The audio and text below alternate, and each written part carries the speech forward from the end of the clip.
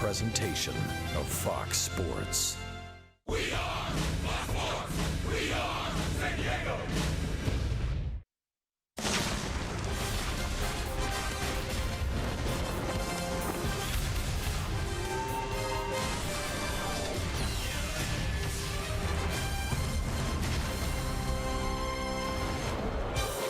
Hitters count, and Spangenberg in the air to pretty deep left.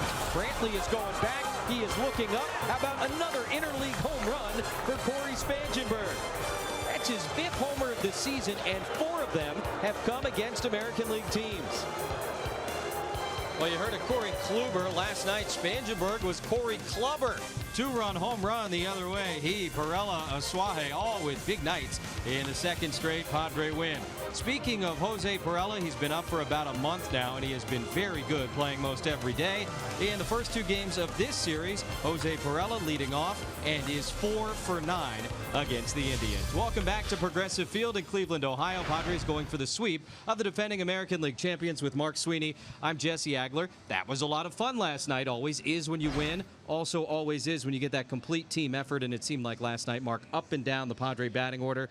Everybody was contributing. It didn't matter where they were hitting. Jesse, you think about it, too. Going against ace Corey Kluber in the first game, you thought things were going to be a little bit easier against Trevor Bauer, the starter of the Indians yesterday. Well, offense, they brought the sticks out.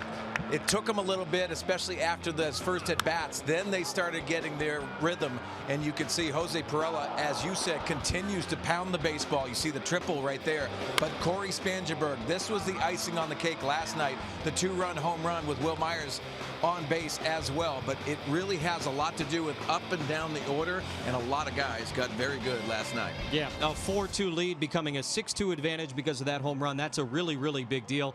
And another guy that contributed both sides was Carlos Asuaje. Yangervis Solarte on the disabled list. He's been getting everyday opportunity and taking full advantage. And I think that's really why, because opportunity has given him a new lease on life, and very comfortable. Last year had a very good year in El Paso. This year you can see that confidence has risen at the big league level. Carlos Asuaje looks more comfortable. He looks more confident in pounding the baseball to all fields, and whether it's a ground ball, but also Andy Green said his defense is where it's been the biggest adjustment, and I agree. Last night making a great play against Zimmer, which really turned in a great night. Yeah, well, the bats have certainly been doing their job in the last couple of games. Needed just the 1 run thanks to the good pitching in the first game of this series.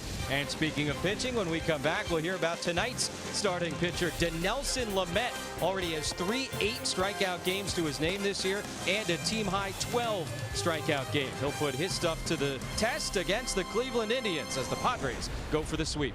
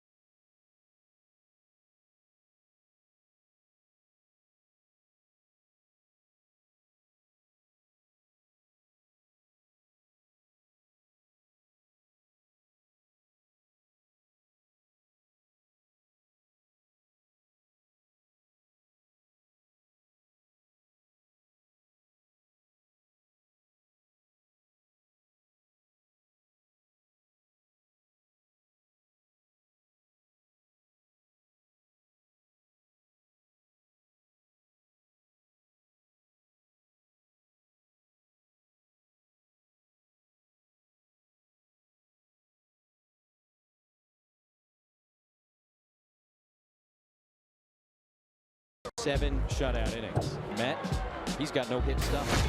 Strikes out, 8 strikeouts for Lamet. Hey, throw another one.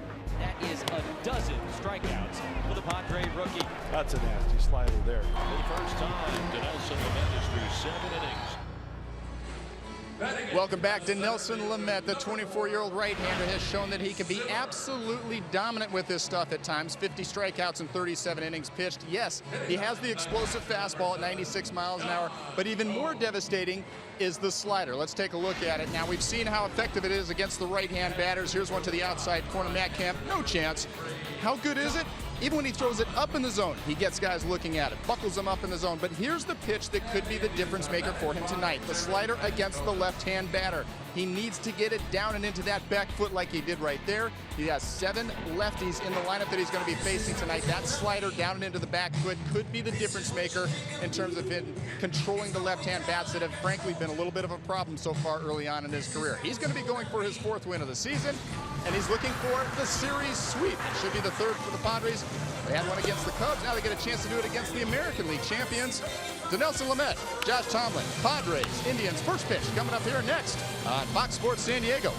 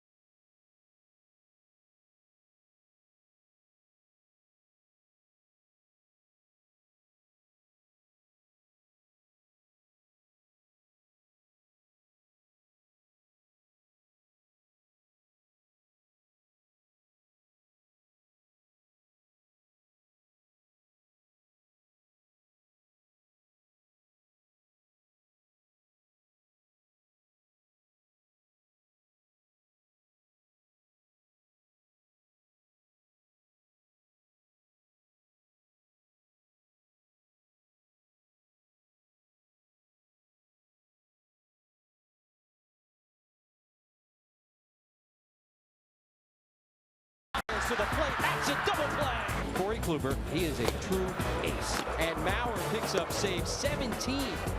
How about another interleague home run for Corey Spangenberg? It's an RBI triple, and the Padres take a 2-1 lead, and he is out. Padres have taken the first 2 here at Progressive Field in Cleveland, and now it's time for Saquon Pick the Stick. Weigh in on Twitter for a chance to win a free foursome of golf, courtesy of Saquon Golf Resort. Just hashtag I'm with and the last name of the broadcaster you want to join up with tonight. And if they win, you could win too. One random winner is selected nightly. Follow us at Fox Sports SD for more details. Sweeney, you've got Jose Perella. We've got, we being Orsillo and I, Manuel Margot. Well, Mike Pomeranz took the first pick, and he went with Will Myers, believing in that double that he had in his last at bat. Time now for the weather report, brought to you by your always sunny San Diego Honda dealers. And it has been always sunny here in Cleveland, at least while the Padres were in town. 3 straight days of beautiful weather, and that's certainly nice for this time of year in this part of the country, and we'll take it as the Padres and the Indians going to get these 3 in without any trouble whatsoever. Andy Green's Padre lineup is brought to you by Toyota. Jose Pirela will once again lead off. He's the DH for the second consecutive game. He and Margot very good at the top of the batting order as of late. Myers, Renfroe, Spangenberg, Ibar, Suaje, Allen, Cordoba getting his first start in a while. He's in left field, and a second consecutive start for Luis Torrens behind the dish. Austin Hedges has the stiff neck. He is available to pinch hit. Josh Tomlin on the mound for the Cleveland Indians. Pirela goes after the first pitch and sends it in the air to right field. That is Lonnie Chisenhall, and that is one out here in the top of the first.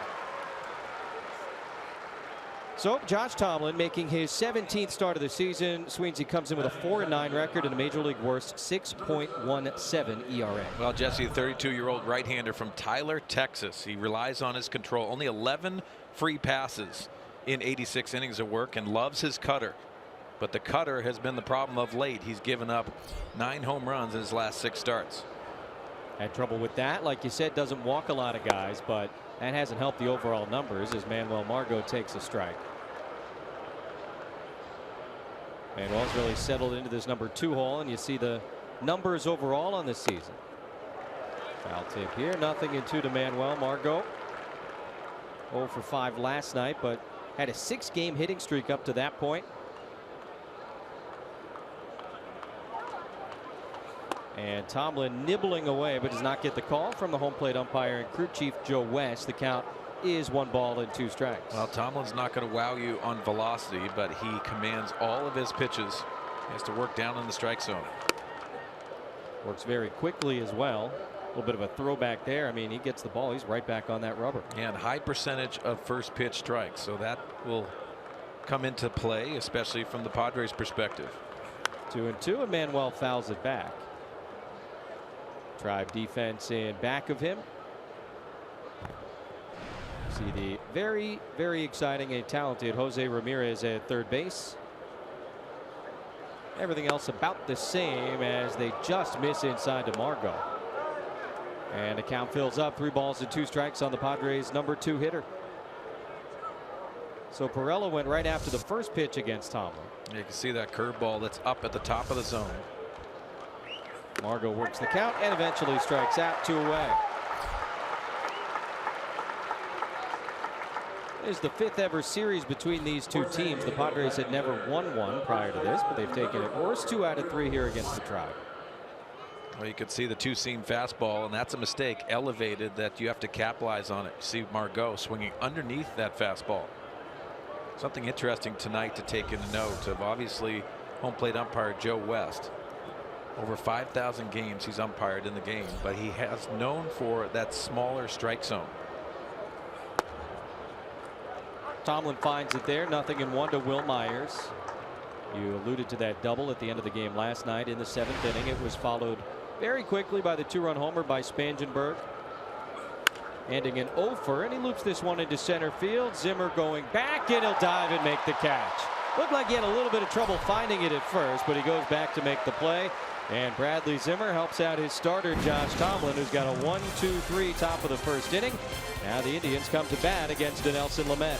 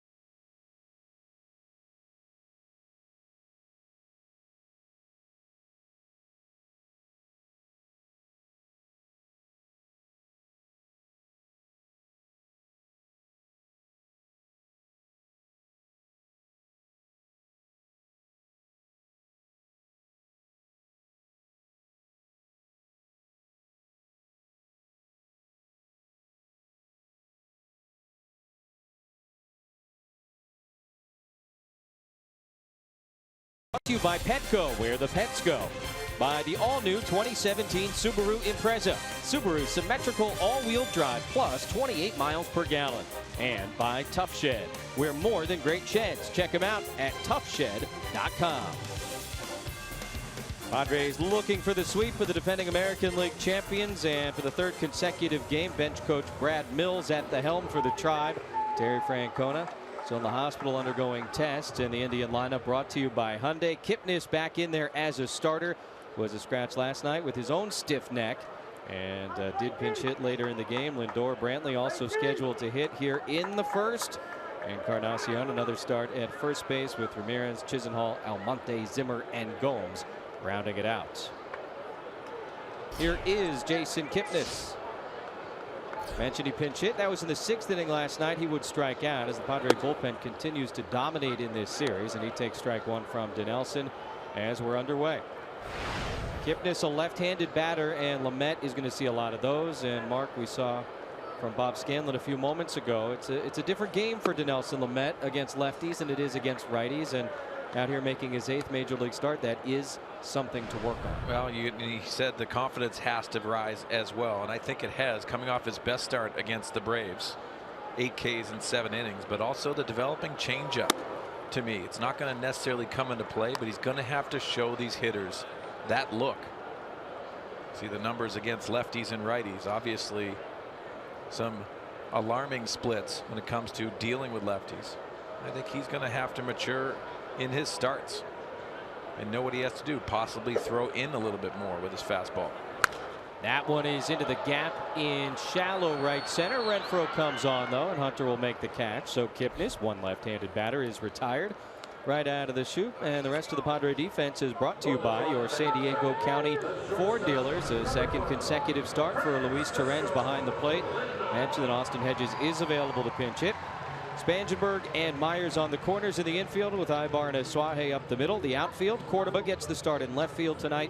Margot in center, Renfroe in right. I loved the body of work last night by Luis Torrens. Arguably his best game as a pro. Continues to mature with every start. I believe this is just the 2nd time now he's had the opportunity to start back-to-back games, and that's a whole nother thing for a young catcher. Here's the shortstop, Lindor. He takes the fastball outside, 1-0. One of the 5 All-Stars that the Indians will send to Miami. Tribe will finish up the first half here at home this weekend against the Tigers. Padres, of course, will go to Philadelphia after the game tonight for a weekend series against the Phils.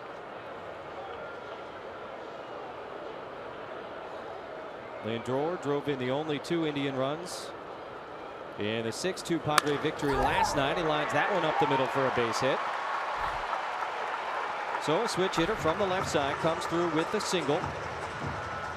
And Lamet, who retired the first 11 to come against him against the Braves on Thursday, and the first 10 to come against him against the Tigers before that, sees the 2nd man reach base here tonight. Jesse, first 7 of 8 hitters are left-handed. There's some switch hitters sprinkled into this lineup, but you think about Lindor last night, had a very good offensive night. Tonight, starting off the game just the way the Indians would like. So Lindor puts on the mitten at first base.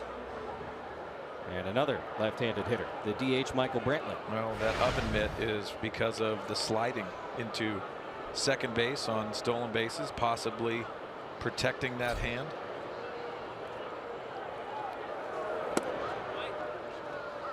Well, there's the first changeup of the night. First pitch changeup.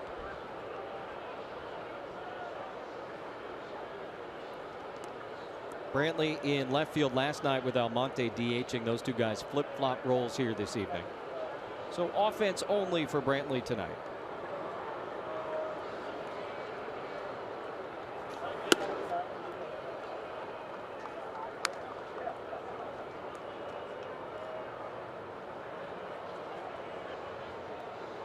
Brantley, another one of those 5 All-Stars, and for him it's a great story, limited to just the 11 games last year.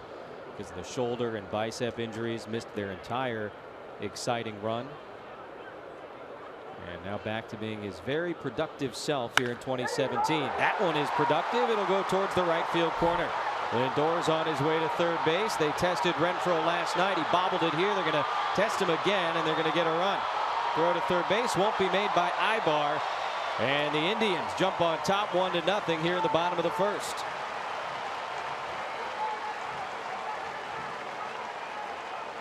Well, look like another changeup to Brantley. Started him off with a changeup, so this is the second one in this at bat. Elevated and speeds up the bat, ends up going to right field. Beautiful approach by Brantley. I think he's got one of the best swings in the game. And with that hot smash, you see Lindor hustling around. It's been a struggle for the Indians to score runs. And on the backside, you see Brantley cruising in because of the bobble in right. Give him a triple. First of the year. And the Padres bring the infield in with a right-handed hitting Edwin Encarnacion taking a fastball for a strike. He and Gomes, the number 9 hitter, the only guys who will hit right-handed against Lamet in the Indian lineup tonight. Second straight start at first base. He's their usual DH. Carlos Santana, the usual first baseman, is on the paternity list. We saw him in the first game of the series, not since. And now, very quickly, 0-2. Now we've seen Andy Green implement infield in early in ball games. And with this situation here, with only one out, you could see with the defense trying to nab that runner at the plate. Brantley at third. Encarnacion has struggled with runners in scoring position, as have the Indians in this series. Just 4 for 25. Nice backhand there by Torrens. Obviously key with a guy on third base. Now 1-2 to Encarnacion.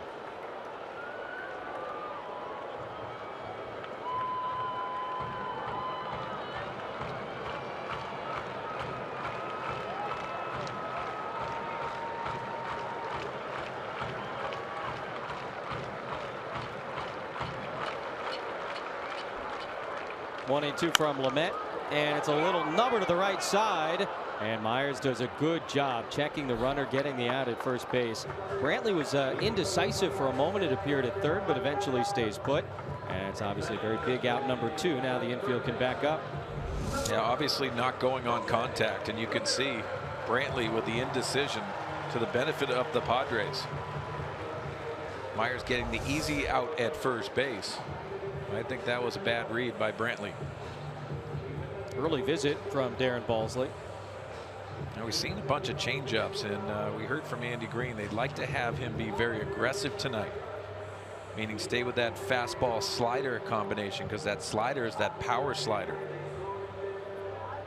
Yeah, in Lamet's probably roughest start of the year against Kansas City, Torrens caught him, and that was the only other time they had worked together this year in a game. And it's exactly what Andy said. Too many changeups against a Royals lineup that's very similar to this lineup we're seeing tonight from the Indians. So you got the sense that that message was delivered, and now we'll see about executing it. Starting third baseman for the American League in Tuesday night's All-Star game, Jose Ramirez. .326 average, and he leads the Tribe in pretty much every offensive category. So the 4th leading hitter in the entire American League, and he looks silly there, 0-1. That's the power slider right there. Almost a two strike slider. How about that? 0-74 with 2 outs and runners in scoring position. Probably the only thing he hasn't done well all year. Brantley off third, and a little bit low with that 97-mile-per-hour fastball. 1-1.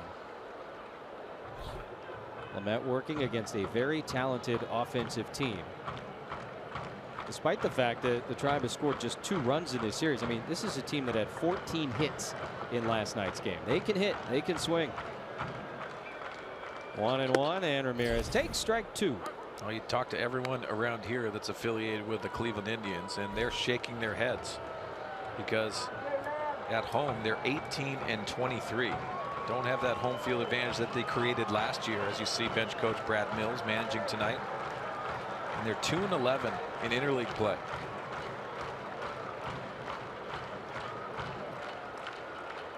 One-two to Ramirez, and that's in the air, pretty deep right field. Long run, Renfroe at the wall. That is a 2-run homer. That'll be 7 consecutive games with an extra base hit for the All-Star Jose Ramirez, and this one makes it 3-0 Indians in the first. Jesse, that's number 16 for Ramirez, 12 as a left-handed hitter. And for Lamet, making that mistake up in the strike zone.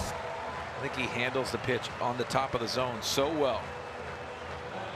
But the All-Star continues to mash, especially from that left side. That's one way to get a hit with 2 outs and a runner in scoring position.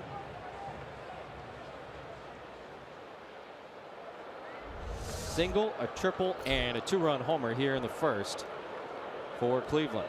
Lonnie Chisenhall, another left-handed bat, and he takes the fastball for a strike. Ramirez got the news about starting the All-Star game on Sunday in Detroit, and he went out and homered from both sides of the plate that day against the Tigers. That one into the Padre dugout. Look out.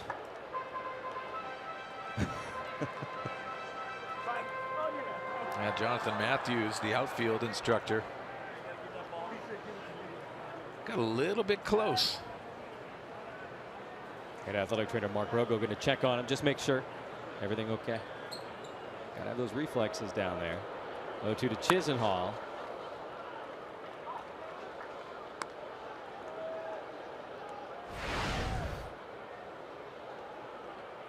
Two for 3 with a couple of singles in last night's game after he was 0 for 4 on Tuesday. Another 2-strike pitch, and this time he gets it. 96-mile-per-hour fastball away, but a 3-run, 3-hit first inning, and the Indians lead 3-0.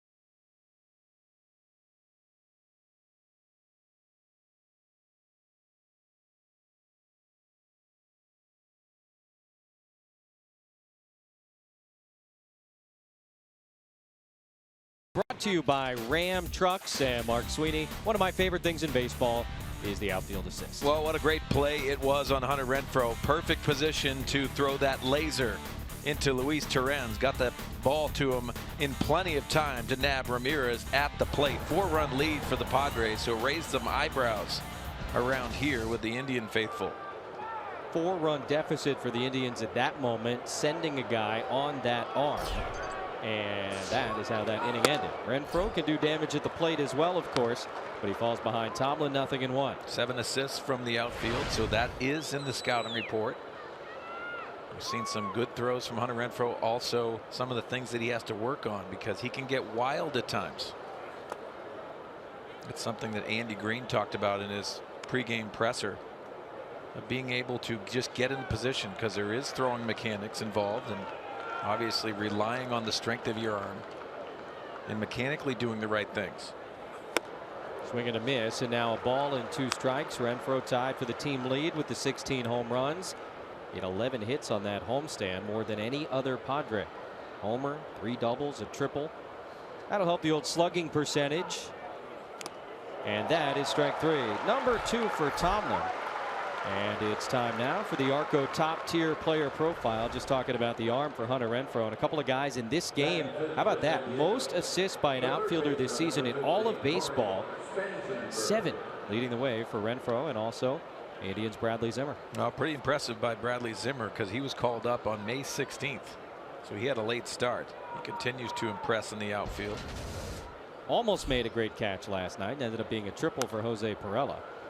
As Corey Spangenberg stands in and fouls one away. La Jolla High graduate. Very excited about him here. Top draft pick has arrived. Spangenberg off the handle into right field. Chisenhall, though, in the shadows will make the catch. That's out number 2 in the second inning, and we'll take a look at the keys to the game, brought to you by your San Diego Honda dealers. We haven't seen it early in this game, but last night they produced later in the game. Continue that offensive production. 8 of 9 hitters last night in the lineup contributed, and also World Series sweep. They swept the Cubs. They're looking for a sweep against the AL pennant winners, Cleveland Indians. No team has ever had a 3-game sweep of both pennant winners ever in the same season, going back to when interleague play began in 1997. Here's Eric Ibar. He takes a fastball strike. That's incredible when you think about it. Obviously the schedule has to be part of it. You've got to face the team from the other league on your interleague schedule, but still you figure it would have happened at some point. Padres took 3 straight from the Cubs at Petco and now trying to take 3 straight from the Tribe here in Northern Ohio. Well, timing comes into play as well, and you can see that the Cubs, who got back to 500 before their loss to the Brewers today, but also the Cleveland Indians not playing inspired baseball. And you wonder if there is a World Series hangover when it comes to the start of the season. Both talented rosters. Ibar gets a piece of that one to stay alive. He's the only guy with any kind of considerable experience against Tomlin, and he has not hit him well. As you get a look at the home plate umpire, crew chief Joe West.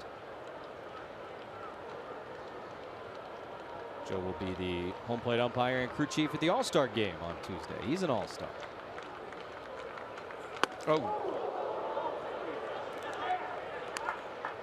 Yeah, so Ibar from the AL days, 1 for 15 against Tomlin with a double. Myers, the only other guy who's faced him, and just one game's worth of at-bats for Will against Tomlin. A lot of unfamiliarity on both sides tonight. Young starter for the Padres, and Tomlin's first ever start against the team that first drafted him. That is the beauty of a curveball for strike 3, and the third in 2 innings for Josh Tomlin. Indians on top 3-0 in inning number 2.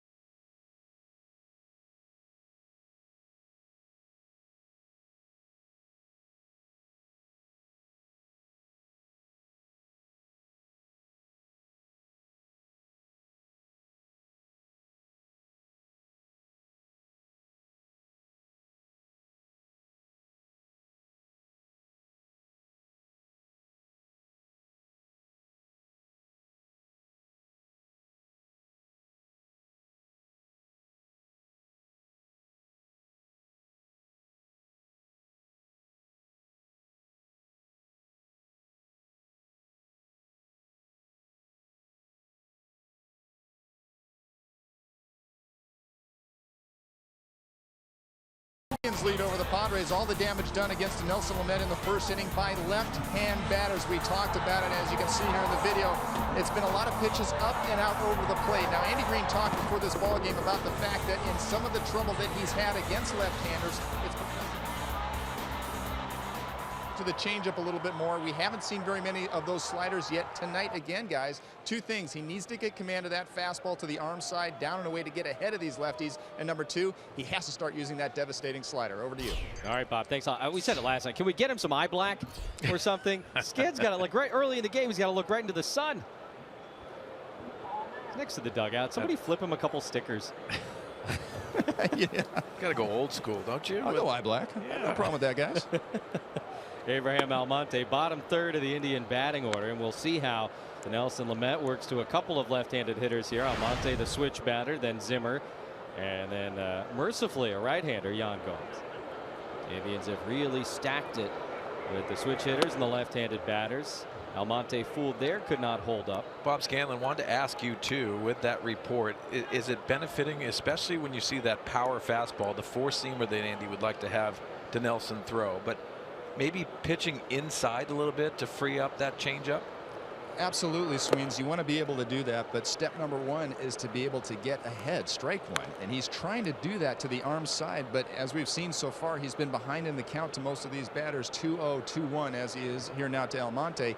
And if you're not that comfortable coming inside, when you're behind in the count, it makes it even that much more difficult. That one catches the bottom of the zone, 2-2. But you're right. If he can do that, what it does is then it sets up even better that slider that we've been talking about to the back foot. And Sweens, as you know, if you got fastball inside for a strike, you see another pitch coming in there, you got to go for it. The next thing you know, you're swinging over the top of it. That one was right there, and he punches out Almonte. So after the home run, 2 straight strikeouts for Lamet. Chisenhall to end the first, Almonte to open the second. Well, let's put it this way. He's righted the ship, which I think is a good sign. The adjustments that he makes, and you're going to have some growing pains. But you see the slider there. But I believe you go back to the at-bat against Michael Brantley, the best hitter, in my opinion, in this lineup. First pitch changeup, and then he gets hurt with the triple with the changeup, and everything was away. You have to be able to establish and give a hitter a different look, because if they get comfortable, they'll look for that ball out over the plate. Talking about Bradley Zimmer's defense a few moments ago, now his first turn at the plate here tonight. He led off in yesterday's game, went 0 for 5 with 5 groundouts, the last 4 of which all went to Carlos Asuaje, and included that nice diving play in the 7th inning. And this is a ground ball that's going to find a hole up the middle for a 1-out base hit. So big time speed aboard for the Indians as Zimmer collects a 1-out single in the bottom of the second. Well, to your point, Jesse, when you have big time speed, you have a lead.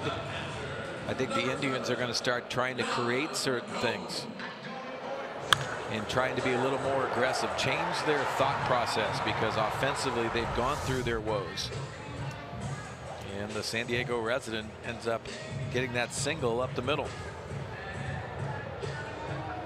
And Swings, we saw right there also Lamet trying to come inside on that pitch, but it leaked back out over the plate. And we're seeing that the Indian hitters are basically not too worried about the pitch inside. At least the left-handers aren't at this point. They're just looking out over and getting good swings on it. Well, comfort in the batter's box really comes into play. I don't care how hard you throw a baseball. You have to give that knowledge that you will pitch inside. I'm not saying that you have to do that when you're trying to look for a strike. Maybe move the feet a little bit of these Indian hitters. I would have no problem with that. Like, he doesn't need to be pinpoint in there. In fact, if you're going to miss, like you were just saying, miss inside off the plate, at least it gives you a little bit more breathing room on the outside half. Here's the right-handed hitting catcher, Yan Gomes. He swings and misses.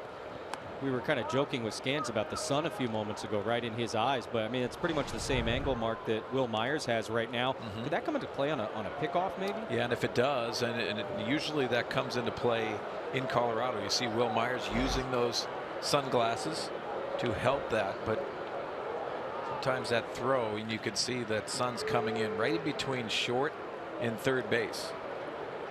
So you'll even see infielders in Colorado have to skip the ball at times when the summer comes in. Just simple physics. Acted like he was running, and Zimmer retreated. Ends up being a foul ball. So now 0-2 to Yan Gomes. Right side of the infield is sun-drenched.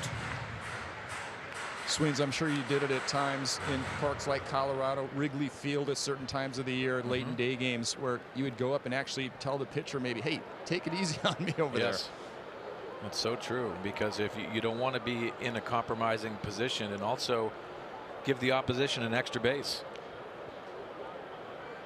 All that said, you can't ignore Bradley Zimmer. Does not run here, and another nice backhand by Luis Torrens. A ball and 2 strikes. Now it's the glove work of Torrens. It's very difficult with a fastball to block the baseball, so you have to rely on your glove work, and you could see maybe he didn't take a look at this, but you could see definitely using that small glove to his advantage. Looks like a pick over. Yep, Zimmer's only been aboard one other time in this series, and he did steal second base after a single on Tuesday night. Continue to pay him some attention over there. He has stolen 8 bases so far, and as Mark said a few moments ago, he's only been up for about 6 weeks at this point. You know, Jesse, this club, 41 stolen bases. They've been caught 14 times. Not a bad percentage. Not running, and a swing and a miss. Another strikeout for Dinelson Lamet. He certainly knows how to do that. And it's nice, guys, we're talking about the lefty-righty stuff, to go out there and get these right-handed hitters. Well, Jesse, the first strike of that at bat was a fastball in that he fouled off, but that presence of that fastball in sets up this slider out of the strike zone.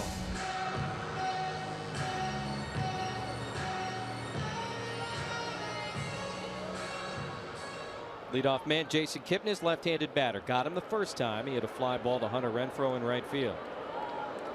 He is slumping. Now 1 for his last 20. Padres have the big shift over on the right side, and he takes outside. 1 ball and no strikes. And with his struggles, Mark, one of the theories floating around Cleveland is that because of his limited time in spring training, he had a shoulder injury in March. But he's just not really able to get going offensively here in the regular season, even though we're talking months after the fact. Yeah, you wonder if health is creeping into it, but how long can you go when leading the top of the order and your offense isn't scoring runs? Runner does go this time, and Torrens loses the handle, so Zimmer will steal his second bag of the series. He's into scoring position for Kipnis.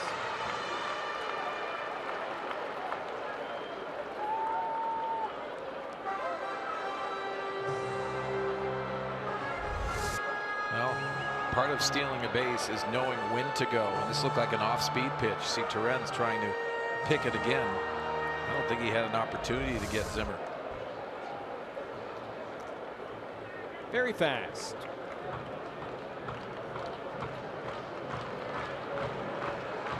Got the enemy eyes at second base, so a series of signs from Torrens. Behind to Kipnis, 2-0.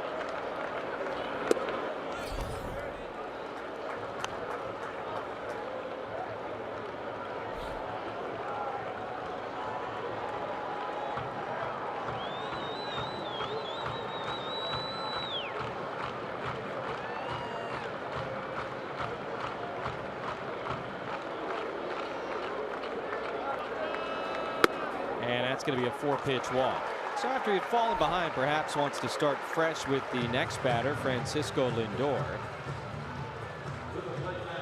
Talked about Lamet's last start against Atlanta, probably the best of his career so far. 7 shutout innings, just 4 hits, 1 walk, 8 strikeouts. And you can see the dirty pants. That became an issue in that start against the Braves. Brian Snitker, the manager of the Atlanta Ball Club, sent the umpires out there to check on him, but it's just dirt and saliva, nothing illegal about it. And I was so impressed. I mean, a 24-year-old guy is making, what, his 7th major league start at the time. He was completely unbothered by that situation. Yeah, maybe a little bit of gamesmanship from the manager of the Atlanta Braves, trying to take him out of his rhythm. Well, it did not. Certainly didn't. 2 on, 2 out. Lindor at the plate, and the switch hitter takes low, 1-0. There's got to be some element of that that's a compliment, right? Like, this guy's out there, he's mowing us down. We're going to try and mess with him or whatever. I mean, we're not going to do that if a guy is struggling. Although it did come right after a double, which I thought was weird. Either way,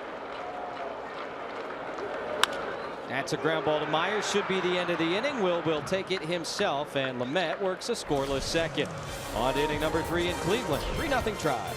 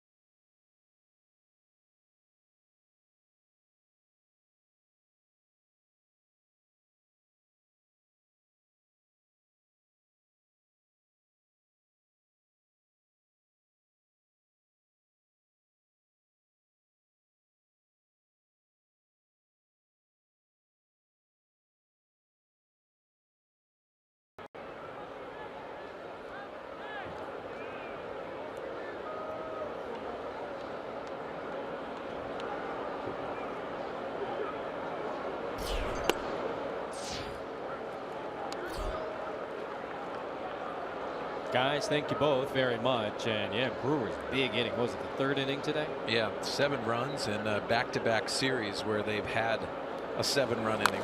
Domingo Santana, the young right fielder, 4 for 5 today with 3 runs scored, hitting in front of Ryan Braun. But you could see the standings. Milwaukee Brewers are for real. They continue to play inspired baseball. I remember they came into Petco, what, 3 years ago in August, I think, leading that division, and the Padres beat them up pretty good, and it fell apart in a hurry. And I don't say that because I'm saying it's going to happen this year, but it is just a reminder that, particularly for a team maybe that isn't postseason tested, hasn't been there before, it can be a little bit of a delicate thing over the course of the long haul. But I agree with what Clay said. I mean, the Cubs right now, they have got legitimate issues. Well, you think about it too. They have a young roster. Everything hasn't gone right like it did last year for the Chicago Cubs and Joe Madden. But also they continue to say, well, they're hanging around. Yes, they are in the standings. But I think the Milwaukee Brewers are continuing to get better. And the young players for the Milwaukee Brewers are growing in the game, and they're starting to believe in themselves. That's a scary thing. This is ahead of schedule for Milwaukee, no? And you wonder if the trade deadline, if they follow their process, or they're going to ship out some of those prospects that they have in the minor leagues. 3-2 to Aswahe, leading off here in the 3rd inning, and he spoils that pitch from Josh Tomlin. Aswahe had the big game last night, up for the first time here tonight against, as we mentioned, a guy who was drafted by the Padres way back when. San Diego took Tomlin in the 11th round in 2005. Didn't sign though, went to Texas Tech, and was taken in the 19th round the next year by Cleveland. So he dropped 8 rounds after not signing with the Padres. And another foul ball off Aswahe's bat. Been around, 32 years old, and the Padres one of 6 teams he had never faced prior to tonight. Been a struggle as of late, but not this evening. 6 up, 6 down to start with 3 strikeouts. Long way to go though. And Aswahe giving a really nice battle leading off the 3rd. Tomlin though wins the battle. Strikeout number 4 and 1 away. Well, of course, just the one series this weekend before the All-Star game, and the final vote winners were announced today by Major League Baseball. The Royals and the Dodgers kind of teamed up together for the online voting on this one. Mike Moustakas will go to represent the American League, and Justin Turner. Well, how about Justin Turner? 20.8 million votes for the 3rd baseman. It's on the disabled list a little bit, so the numbers might be down a little bit, but very good player. Obviously, it's a popularity vote when it comes down to that. So congratulations to both of them going to the All-Star Classic. Second time Moustakas has won that final vote. Here's Alan Cordoba starting in left field tonight. 23rd start there. And he takes a curveball for a strike from Tomlin. 0-1. Well, watching Tomlin tonight, he has a very good feel for that curveball. 3 guys with real deal curveballs here that the Padres have faced in this series. Kluber in the first game, Bauer last night, and now Tomlin. This is an anecdotal observation. I've got no StatCast data to back it up. But you know this game as well as anybody I know. Seems like the old school curveball is like on its way back. It is. And it has a lot to do with how all these pitchers now in the game of baseball are pitching at the top of the zone. So many times you'd hear, work that fastball down, get the movement down. Cordoba reaches down and grounds that one to Kipnis at second base. 2 away. 8 up, 8 down for Josh Tomlin here out of the chute. Closed captioning for tonight's game is brought to you by Wiener Schnitzel.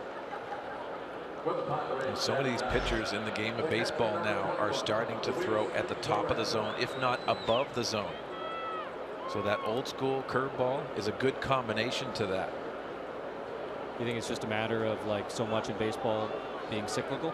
Yeah, I really do. And I very cautious of how you can pitch at the top of the zone. And it correlates a lot of why these balls are flying out of the ballpark as well. Here's Luis Torrens, the number 9 hitter. He goes after the first pitch and grounds it in back of Glenn Hoffman. Well, how about Josh Tomlin tonight? 9 for 9 with first pitch strikes. Good way to try and go through the order the first time. Trent's obviously has never seen Tomlin before. And a guy who has really struggled this year. Looks very good tonight, and he's ahead of Torrens. No balls, 2 strikes. Tomlin comes in with a 6.17 ERA. It's the worst among all qualified starting pitchers in baseball. He's allowed at least 1 home run in 4 straight starts, and in 10 of his last 11. You see the numbers overall. One good thing with him always, the walk number is going to be almost microscopic. Well, you know what, Jesse, coming into play too, that you got to be careful, because Josh Tomlin, only 3 of his 16 starts have been over 100 pitches, so he has to be efficient, which he has been tonight. Only 36 pitches to this point.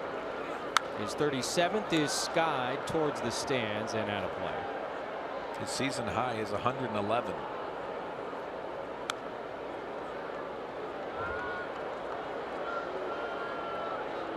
Tomlin's last start was game 1 of their doubleheader Saturday in Detroit. He went 4 2/3. That was it. 4 runs, 8 hits, threw a lot of pitches, couple homers. Only struck out 3. He's got 4 already tonight. And now 2-2 on Luis Torrens. Yeah, front door cutter. He tried to get that back on the inside part of the plate to Torrens. Very good pitch, because he's using both sides of the plate with that cutter. Now the 2-2. And that one is on the corner. 5 strikeouts, 9 up, 9 down for Josh Tomlin. 3-0 Indians.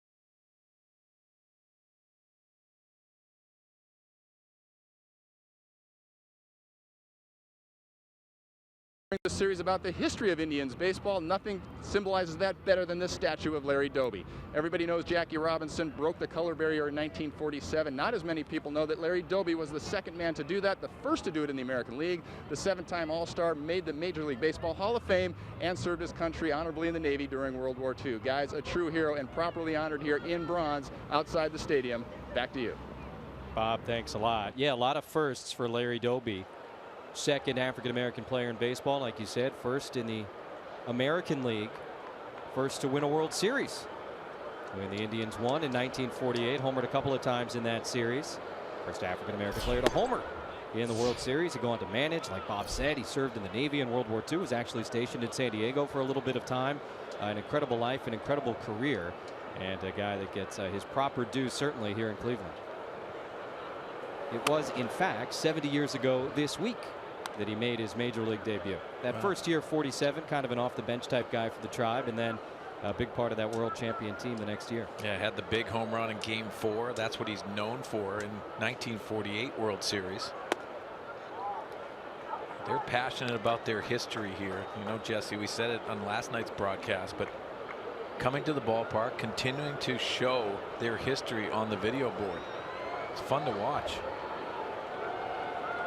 2 balls, 1 strike to Michael Brantley. He's leading off here against Lamet in the bottom of the 3rd inning. And all around Cleveland, of course, it's thank goodness for LeBron James, because they ended the full city drought 2 years ago with that great comeback over Golden State. But it's still been a while for both the Cleveland Browns and the Cleveland Indians. Brantley takes ball 4, so a leadoff walk to a guy who had an RBI triple and a run scored his first time up. And Lamet will have to work around that here in inning number 3. Well, he's got to command his arm side fastball tonight. It's starting to waver a little bit. He does have the 3 punch outs. Now he gets one of those right-handed hitters. Edwin Encarnacion stands in 0 for 1. He grounded out to Myers his first time up. That was with a man on 3rd and 1 out.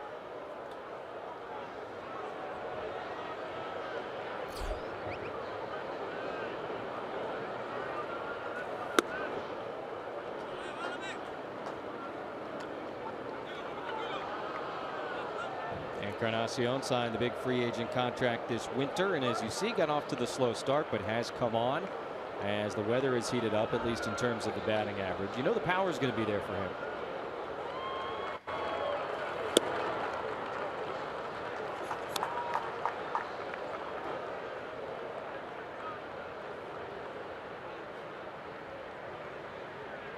Good challenge for a guy like Dinelson Lamet to face hitters like this in his 8th major league start.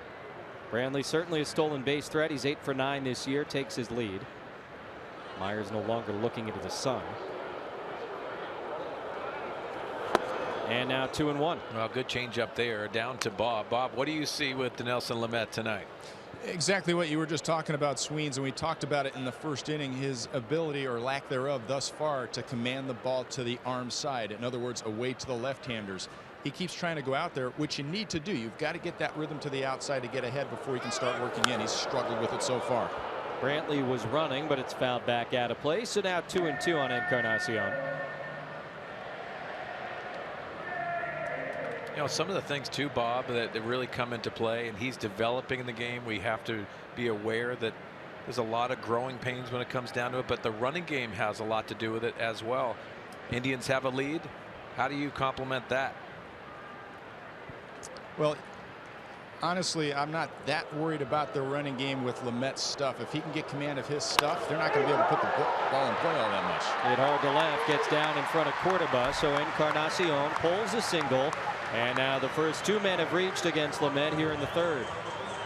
The last thing I want is for this young pitcher to be spending too much time worrying about the base runners. And Darren Balsley in general has a philosophy of, look, we don't ever want to compromise our stuff to the plate to try to shut down the opposing running game. Well, I think a lot of that has to do with Greg Maddux when he was here teaching that, not worried about the running game. But I think it comes into play, especially when there is a lead involved. You don't want to put too much on a young pitcher's plate, but you still have to have that ability to show that you will be able to command that. Sometimes that comes from the bench, being able to hold the ball, not even deliver a pitch. Well, we're also talking about putting additional pressure, like you're talking about, Sweens, on a young catcher. You've got a young battery out there that's trying to get their arms around a lot in this situation right now. Jose Ramirez homered his first time up. He takes a fastball for a strike here, 0-1. But a really nice article, I thought, by Grant Brisbee this week, SBNation.com, about all-star voting. And he made such a good point. It's kind of one of those obvious things that you don't think about until somebody brings it to your attention. No wonder Ramirez misses, and it was just about how voting is done now. And obviously a couple of years ago, Major League Baseball got rid of the paper ballots. And he used Ramirez, he used Corey Dickerson, Zach Cozart as examples of guys that in the old days with the paper ballots probably don't get elected. But one, it opens up the voting to people who aren't going to games. So if you're just a big baseball fan at home, that's one thing. But the great point was that when you vote online, he said, look at the ballot. It's got the guy's stats next to it. Yeah. And obviously they couldn't do that with the paper ballots because they were just printed and then there they were. But now if you go to vote, and me as a National League fan, right, I don't really follow the American League as closely. I see, oh, this guy's hitting .321 with 17 home runs. Yeah, I'll vote for him. And it has completely changed the way fans vote for the All-Star game. You're probably getting some more deserving guys because of it. Well, Jose Ramirez is that example. How about Justin Smoke for Toronto? A lot of people don't realize that the tremendous year he has had with the Toronto Blue Jays. I like the idea because you think about the All-Star game and putting the best players in that have had the really good first halves of the season. That's the reason why you are going to that All-Star Classic. And to this point, the MVP of the National League, Chris Bryant, is not going to the All-Star game. Anthony Rizzo not going to the All-Star game as of today. If you look at the numbers for those guys, that makes sense. But in another year, in another era, because of the popularity and the name recognition and what they did last year, they're probably getting in, and that's kind of the neat thing about this. And look, it's an exhibition. I'm never going to be one to get too uptight over All-Star voting results because it's really whoever the fans want to see. I thought that was a really great point, and perhaps a little bit more of an educated electorate now. Well, the best part of that, Jesse, is now it is a true exhibition game. It doesn't mean home field advantage anymore, which I think was a bad experiment, yes, in my opinion. But that's when you know that the true All-Stars to this point of the season are going down to Miami. Ramirez showed why his first time up with the 2-run homer. Up here with 2 on and nobody out. Indians trying to avoid the sweep. Lamet has it go off of his glove, and that's going to be a tough break for the Padres. Well, we've seen the Friar come up with some really nice defensive plays in this series. That was not one. It'll be an error, and the bases are loaded with nobody out. Well, you can see just fielding your position, being another infielder as you deliver the pitch. Tries to get that on the short hop. Can't compound the problem. You got to try to get an out. Looked like he had in the mind of trying to get Brantley at home if he was going to go home.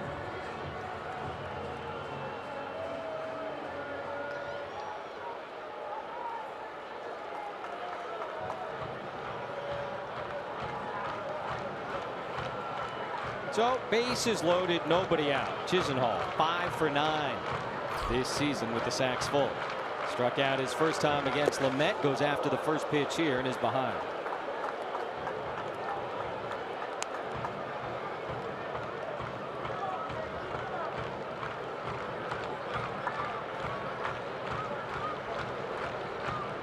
Padres won game 1 on Tuesday, 1-0. 6-2 yesterday, but the Indians a 3-0 lead, and they're hunting for more here in the third.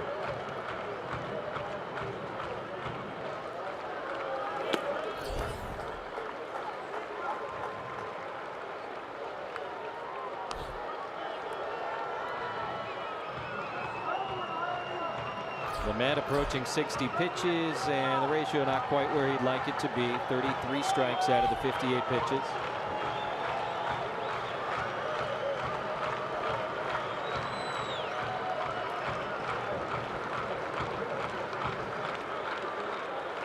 One is skied to right. Renfroe backing up, looking up, waiting, and catching. That'll get 1 home, a sacrifice fly. Other 2 runners advance, and it's 4-0 Indians here in the third.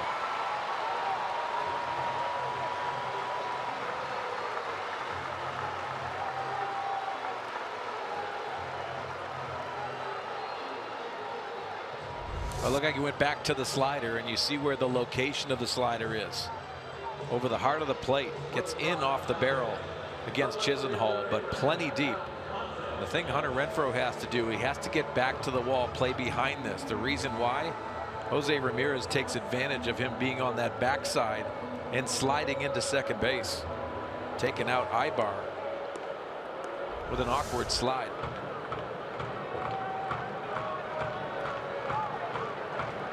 So for the second time tonight, the Padres will bring the infield in. Runners on second and third, 1 out. And the former Padre Abraham Almonte at the plate. Almonte had a nice return from the disabled list last night, 3 for 4 with a double and a couple of singles. Decent numbers with runners in scoring position for a guy who before yesterday had not played since May 15th.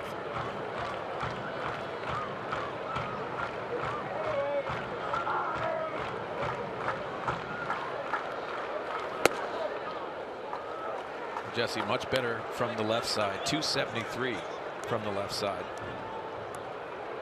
Thinking about this situation with that first base open, Young hitter with Zimmer on deck.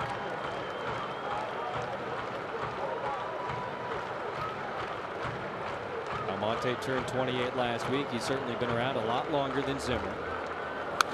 And he swings here, now 2-1. It's starting to look like the Indians are sitting on that off-speed pitch, especially with runners in scoring position.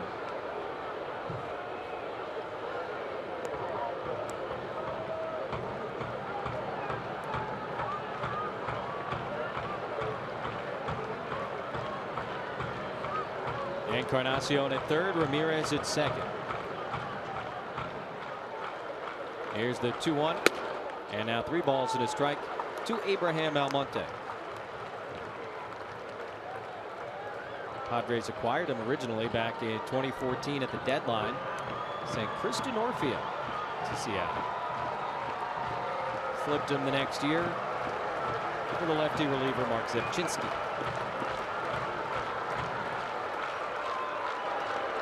That's ball 4. So swing set with first base open. Worked a little bit carefully, but now big time opportunity for Bradley Zimmer. Bases loaded, 1 out, and 1 run already in here in the 3rd.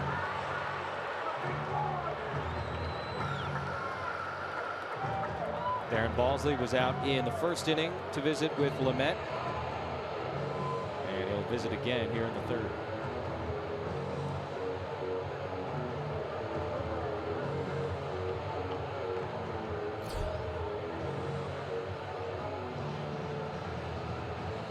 I imagine a lot of people's minds on the ground ball double play, but you got to remember Zimmer runs extremely fast.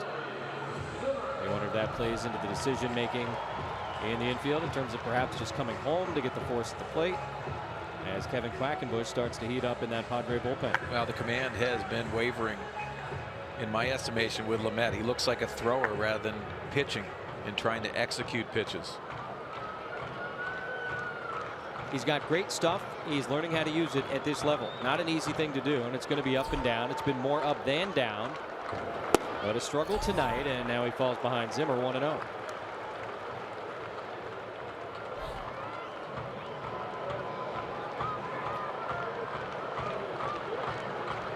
Tenth at bat of the year already for Zimmer with the bases loaded.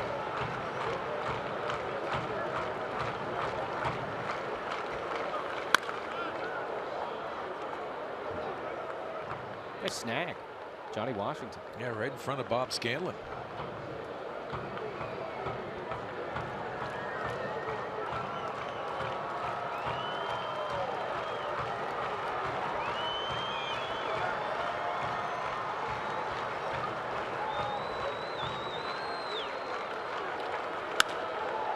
In the air, left field. Cordoba going to line it up. That should be deep enough to get Encarnacion home. It will be second sacrifice fly of the inning for the Indians. And now Spangenberg's going to have a chance. Did they get him? Yes. Ramirez, for the 3rd time in 3 games, thrown out on the bases. And that turns into a double play. Run, of course, does come in and score. So it's a 5-0 lead for Cleveland. But an ugly end of the inning as Jose Ramirez is once again thrown out on the base paths. Nice job by the left side of the Padre infield getting out number 3.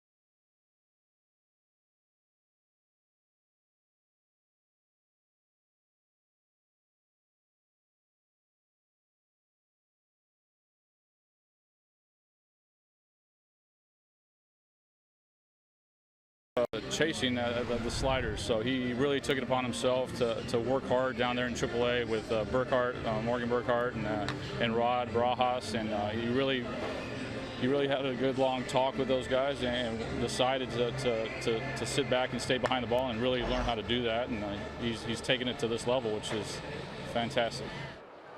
Hitting coach Al Zinner talking about the adjustments that Jose Barela has made this year. Remember, this is not his first trip to the big leagues. He's been up 3 times previously, but he's by far having his most success, and it's a credit to him for the changes that he made down in AAA.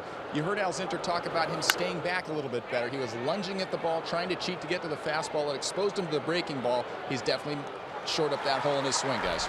Lindor goes back and gets that one. So Pirela 0 for 2 tonight, but he did have the 3-hit game yesterday, and such a good reminder, Mark, of how at this level even a guy's swing is almost always a work in progress. Well, Alan Zinter gave credit to Morgan Burkhart, who is trying to develop these young hitters, and it takes a whole organization to be able to hand it off to Alan Zinter and possibly Mark McGuire to his left, and having those conversations. And Jose Pirela, to me, looks like he's a much more consistent hitter. He has the aggressive approach, hits to all fields, and we saw last night on display being able to line out to left in his first at bat, then take that approach to right field, staying behind that baseball.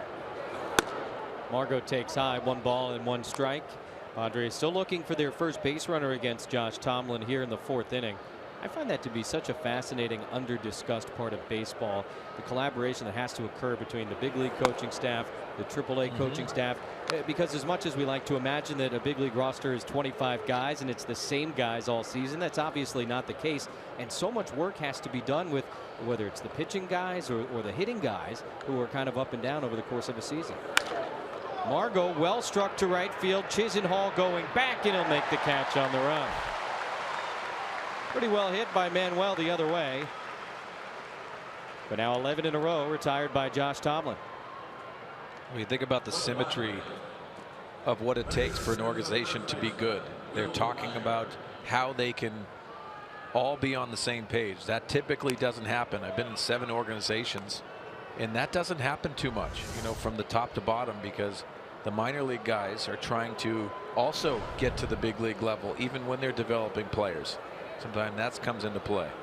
Got a game break coming up. Boston at Tampa. Will Myers, rookie of the year with Tampa a few years ago, and he takes a curveball strike from Tomlin. He has thrown a first pitch strike to every single guy who has come to the plate tonight.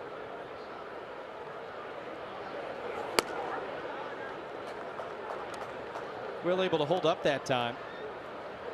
This is not the Josh Tomlin who has been out there as of late.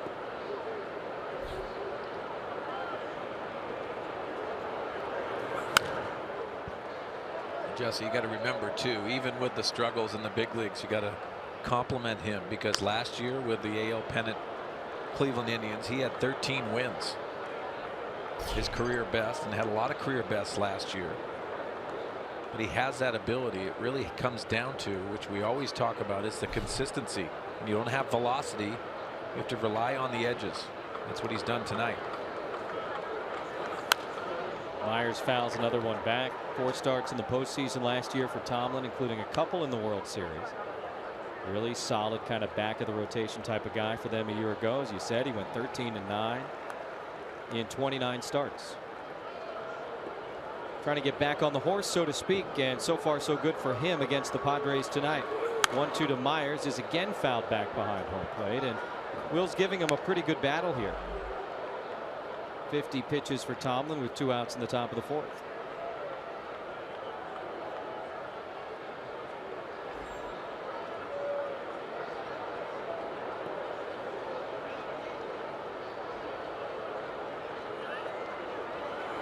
Got him. Myers chases, and that's the 6th strikeout for Tomlin. He is through 4 perfect innings in Cleveland.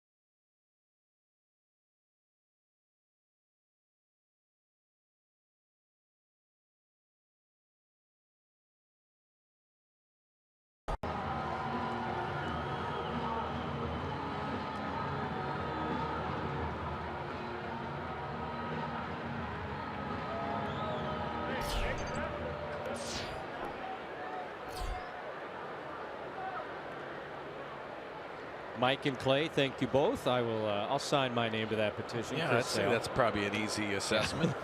7 punch-outs in only 3 innings tonight against Tampa. Double-digit Ks almost every time out for Chris Sale this year. Hasn't cut up any jerseys in the clubhouse. It's been a good season for him. Here's the number 9 hitter, Yan Gomes. 5-0 Indians in the bottom of the 4th inning. Dinelson Lamet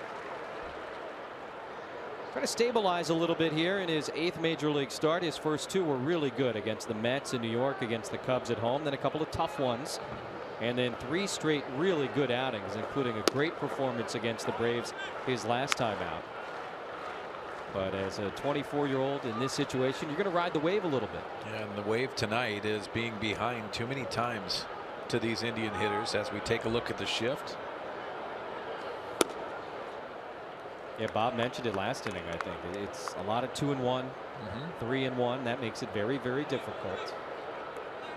This makes it easier for the hitter to look for a certain area of the plate. And another walk. Well, before the first swing, make your picks for the T-Mobile Home Run Derby Bracket Challenge. With a little luck, you and 3 friends may be going to the 2017 World Series thanks to T-Mobile. Make your picks at MLB.com/bracket challenge. Giancarlo Stanton holding up the trophy after winning last year at Petco Park. Now he's got the home field advantage in Miami on Monday night. That was your pick to win, correct? Yeah, I'd have to say he's the favorite. I think everyone and the way the bracket's set up now, you can see, I think everyone would love to see Aaron Judge against Stanton, and that's a possibility. Leadoff man Kipnis stands in, takes a pitch in the dirt from Lamet. 1 ball and no strikes. 73 pitches, and the last time out was his high of 96. Did that in 7 shutout innings. And you wonder if Andy Green will take that in consideration. That's going to be an interesting thing in the back half of this season, not just for some of the young pitchers, but the position players as well. I mean, we kind of chuckle at the inexperience of some of these guys, particularly the Rule 5 guys, Terens and Cordoba. And I mean, they've never gone through a grind like this before, and it's going to be a legitimate storyline as this year presses on. Yeah, and I agree with you, Jesse, because there's inning limits that you have to have. You're not going to announce, but you have to take care of these arms. But also there's certain ways that you have to script how they're going to eat innings the rest of the way. Who's going to take on those important starts? Who's going to take those important innings? Because you can't constantly rely on your bullpen. So developing, as we said about the offensive side, you have to develop some pitching side that we have seen already. Phil Maton here, also acquiring Kirby Yates. Those type of scenarios are going to have important innings. Nice pitch there to Jason Kipnis. He strikes out. 4th for Lamet, and 1 away in the bottom of the 4th inning. Talk about how good Lamet has been as of late. His last 3 starts, 2.37 ERA. Padres at 103, and in those 3 starts, 25 strikeouts, 2 walks. It's not the same guy tonight, and again, it's going to happen.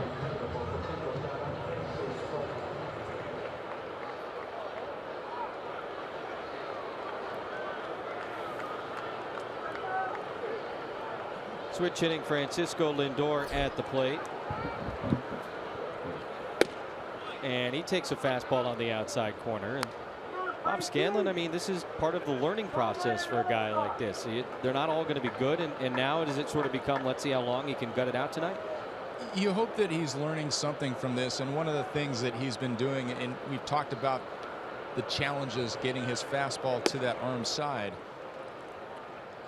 It's easier sometimes for guys to get to the glove side and stay on top of the ball and stay through it. And that's been the case for Lamet in the outings that he's been successful. So you hope that at some point, Jesse, he's learning something from this. He makes an adjustment. He finds out, oh, I got to keep my front shoulder closed when I'm going to the arm side as well. Just little things. And there's also an element of, hey, how to battle through an outing like this. Yeah. Lindor in the air, left field. Cordoba lines it up. And he makes the catch for the second out. Yeah, I like that, Bob, what you're talking about too. And you have to go through struggles to learn how to pitch out of it, and just like the offensive side. But so many times you hear about repeating your delivery. Is that what you're seeing from Dinelson Lamet tonight, or is there mechanical issues that you see? I think there's been a little bit of a mechanical issue with the left-handers trying to get to that outside corner. To me, it looks like he's pulling off with the front shoulder a little bit, and you can see the ball running. It's starting on the outer half of the plate, and then it's fading off on the outside. That usually means that you're pulling open a little bit with that front shoulder. So it's a slight mechanical thing, but you know, this is how you learn. This is how you battle through situations. You learn to make adjustments while you're out there. And this is the only place that you can do it. You can't practice this kind of stuff in the bullpen. The only way you can practice it is in games, and that's the experience that he's getting right now. So you'll take your lumps cliche, and look, it's not like he's getting lit up all over the yard here. It's 5 runs.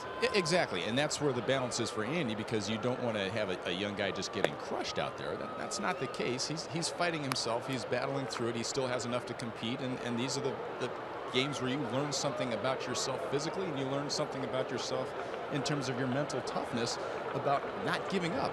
No, it's not a good night. It's not an easy night thus far, but he's continuing to fight, and that's an important lesson for this young man to learn out there as well. Really tough lineup, and that's obviously a part of it, not just in general, but maybe particularly for him. We talked about the lefty-righty thing.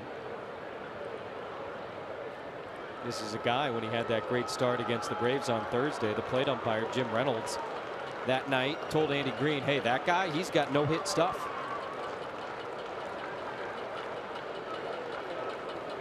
Brantley hammers that one foul, and so now 2 balls and a strike as the Met tries to work a scoreless 4th inning here. Padres, meanwhile, will come to bat in the 5th inning, trying to reach base for the first time tonight against Josh Tomlin. That's the other side of this conversation. He has looked outstanding.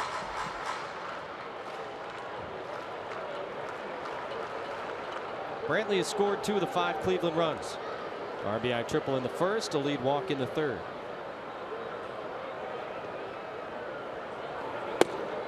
And now a 2-2 count. You know, there's another little series of learning that's going on right now too, and that's the coaching staff about Lamet. As much as Lamet is trying to learn about himself right now, this coaching staff is watching how this young man is competing. Is he learning something? Is he continuing to fight? Because Sweens, you've seen it before. There are some guys that things don't go well for them early. They pack it in. Yes, they do. That's not what this kid is showing, and that is part of the character that A.J. Preller has talked about in terms of choosing who they're going to pick in the draft, who they've chosen in the international draft. It's not just about the physical talent, it's about what's inside these guys as well. Nice pitch there, ends it. 5th strikeout for Lamet. We go to the 5th, 5-0.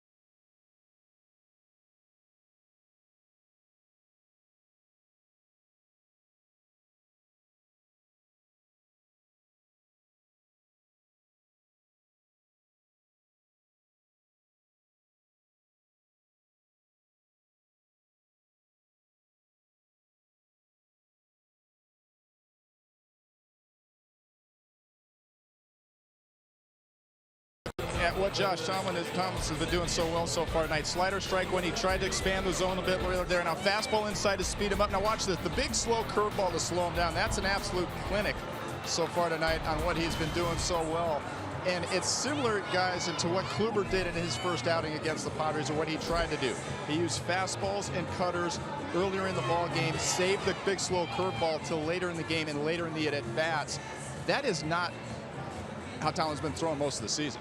He has been using a big slow curveball usually earlier in the count, so he has definitely adjusted his approach tonight to the scouting report that they have against the Padres, and so far it's been working. Bob, thanks. It certainly has. 12 up, 12 down. A perfect 4 innings for Tomlin. So Renfroe, Spangenberg, Ibar, 4, 5, and 6 coming up here in the 5th inning, and a first pitch strike. He has done that literally all night long. 0-1 to Renfroe. 364 against him second time through the order. That's where we're at, but Renfroe fooled by that curve. 0-2.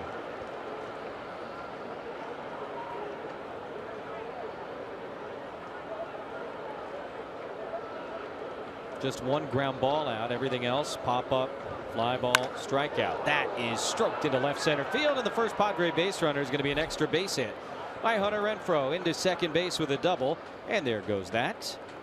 So lead 2 bagger for Hunter Renfroe here in the 5th inning, and we'll see what the Padres can do now against Josh Tomlin. Well, probably the best body of work up to this point, and the mistake.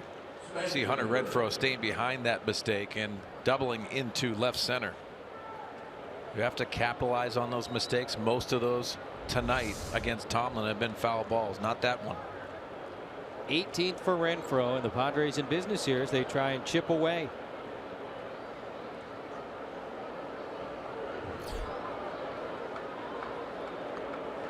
Spangenberg flew to right his first time.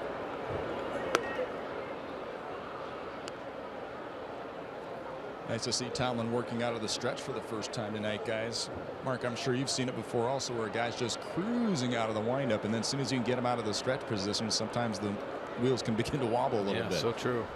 Yeah, for a guy who's had struggles this year, you want to see how he responds to this. Zimmer comes in, can't make that catch. Spangenberg with another hit for the Padres, and runners on the corners, nobody out. He was perfect through 4. He hasn't gotten an out here in the 5th.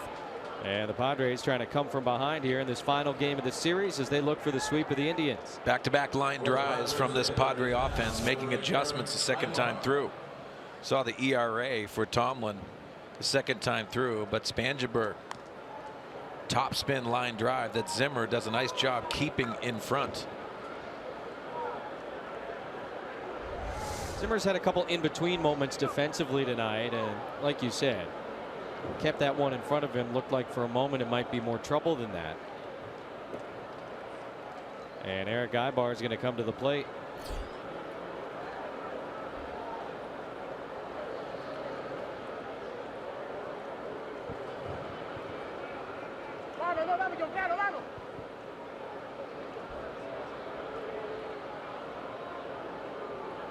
Look like a first pitch curveball. See if the veteran sits on it. Takes it for a strike. All night long it's been 0-1 to these Padre batters. Ibar swinging a nice bat. Back to getting pretty much consistent everyday time at shortstop. Really responded to that challenge. Quick move to first. Well, this still is a running situation early in this ball game. You still have to be aggressive. Why not? Already taken the first 2 games of this series, and for Andy Green to try to push the pedal. Corey Spangenberg's speed, not a bad time with Renfroe at third. Corey has 6 stolen bases this year, been caught only once.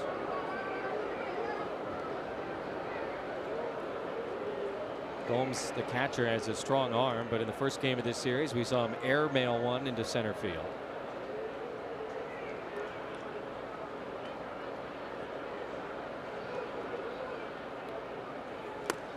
0-2. Good changeup from Tomlin. And after back-to-back hard hit balls by Renfroe and Spangenberg, he's ahead of Eric Ibar.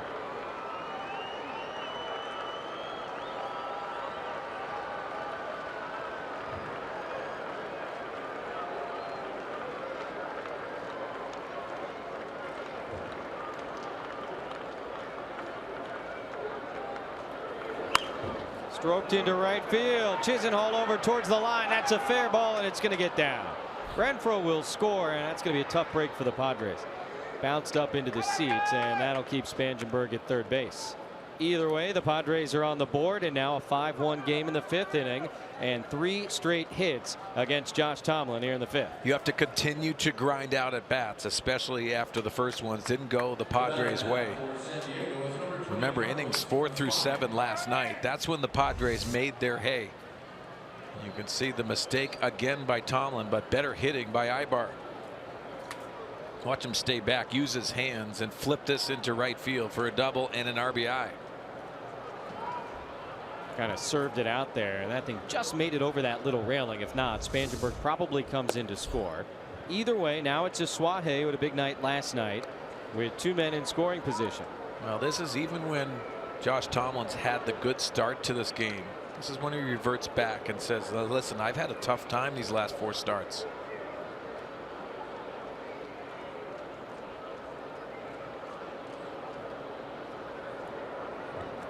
Ibar on second after his 9th double of the year. And Asuaje takes strike 1. But I've been impressed with Carlos Asuaje, even with 2 strikes. He has the ability to go the other way, which makes him very dangerous in these situations. 1-1 count here, but he can get deep in a count to try to look for his type of pitch. Double down the left field line his last time up last night, and Tomlin gets that call. 1-2. Tomlin's last 3 starts, an ERA close to 8. His last 6 starts, an ERA close to 7. Set down the first 12 men to come to the plate here tonight, but has not been able to find an out yet in the 5th.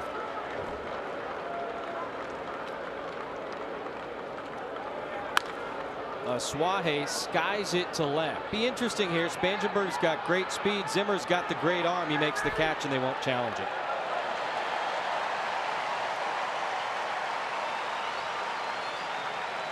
Not deep enough. And that is the first out here in the 5th. Well, no outs, and you don't want to take those chances, but you see Zimmer, the strongest arm in the outfield, throws an absolute cannon into the cutoff man, Encarnacion. Throw a little bit up the line, but again, I don't think it's nearly deep enough to try. And now it'll be Alan Cordoba with 1 out.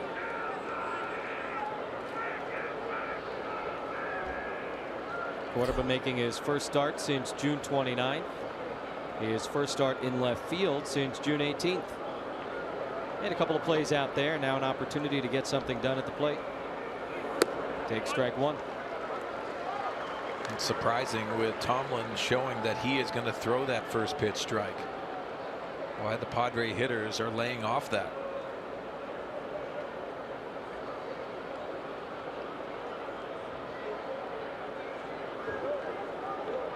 '21-year-old from Panama batting with Spangenberg at third, and he hits one high and deep down the left field line. This will get a run home. Almonte fields for the wall, but he's got plenty of time. And a sacrifice fly as both runners advance, and it's a 5-2 game in the 5th inning. Nicely done by Alan Cordoba, getting the job done in this situation. And after things were looking kind of bleak for the Padres, this is just a 3-run game here in the 5th. RBI situations, you're looking to elevate something in the outfield. It's a good job by Cordoba, easily getting Spangenberg to score. Think about on this play, he sees Corey Spangenberg easily scoring, but with Almonte taking a lackadaisical approach in left field, you see Ibar capitalizing and getting into third base. Pretty surprising from the left fielder not being able to hold Ibar at second. Number 9 hitter Turan swings and misses. He went after the first pitch.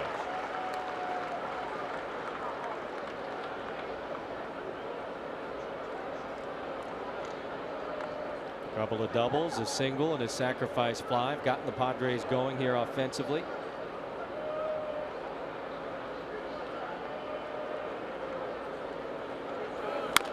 And a little topper on the left side. That's a foul ball. Turan's running it out. Now in the hole, no balls and 2 strikes. Dinelson Lamet starting. He's thrown a lot of pitches, and Jose Torres now up.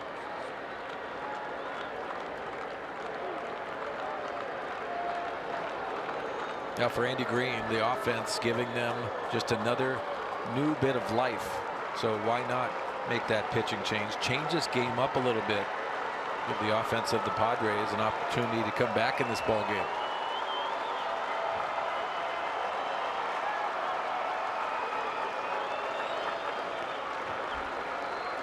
Ahead to Torrens, no balls and 2 strikes.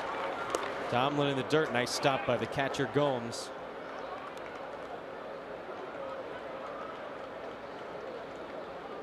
Got a Brazilian catcher and a guy hitting from Panama. High bar 90 feet away after advancing on that fly ball.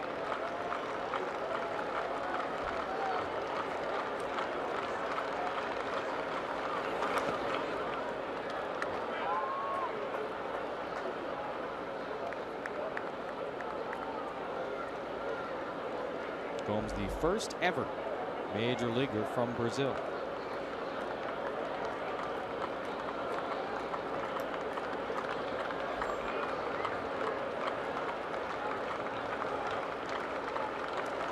Slider away. Slider in. Oh, he loves that cutter slider combination, but he's shown Torrens that his previous at bat, then he went to the cutter away from him after that.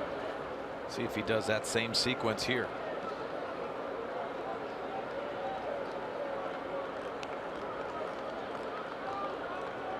Tomlin has had to work about as hard in this 5th inning as he did in the first 4 combined. Padres have gotten 2, trying for more with a runner on 3rd and 2 outs. Fastball away. Torrens grounds it to 3rd base. Nicely done by Ramirez on the in-between hop. That ends the inning, but the Padres come through. A couple of big hits in this inning, including one by that guy, Eric Ivar. An RBI double. Got the Padres on the board. They get one more. It is 5-2 Cleveland in the 5th.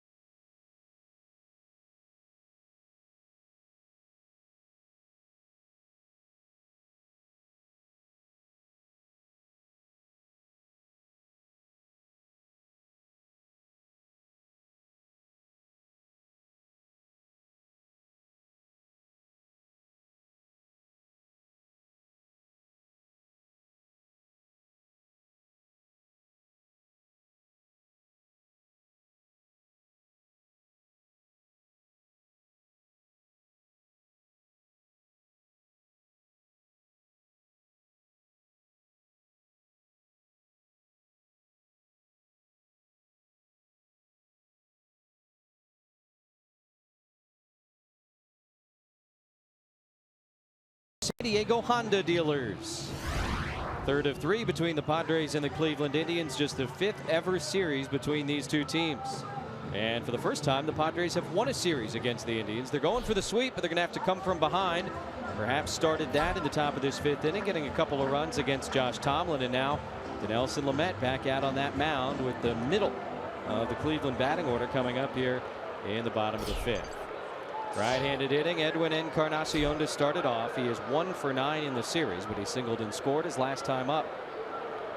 Lefty Jose Torres warming in the Padre bullpen. Encarnacion goes after the first pitch and sends one out to right center field. Nice catch by the fan. There's the parrot. It's a solo homer. Encarnacion's 18th of the season.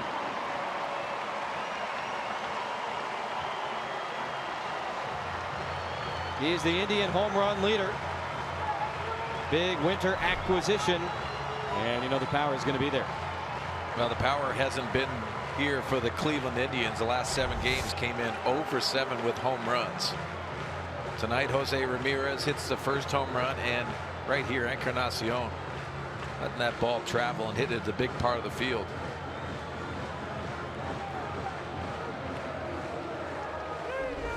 Lamet was given the opportunity to get the right-hander. The right-hander got him, and so that's how his night will end. It's a 4-run Cleveland lead in the 5th.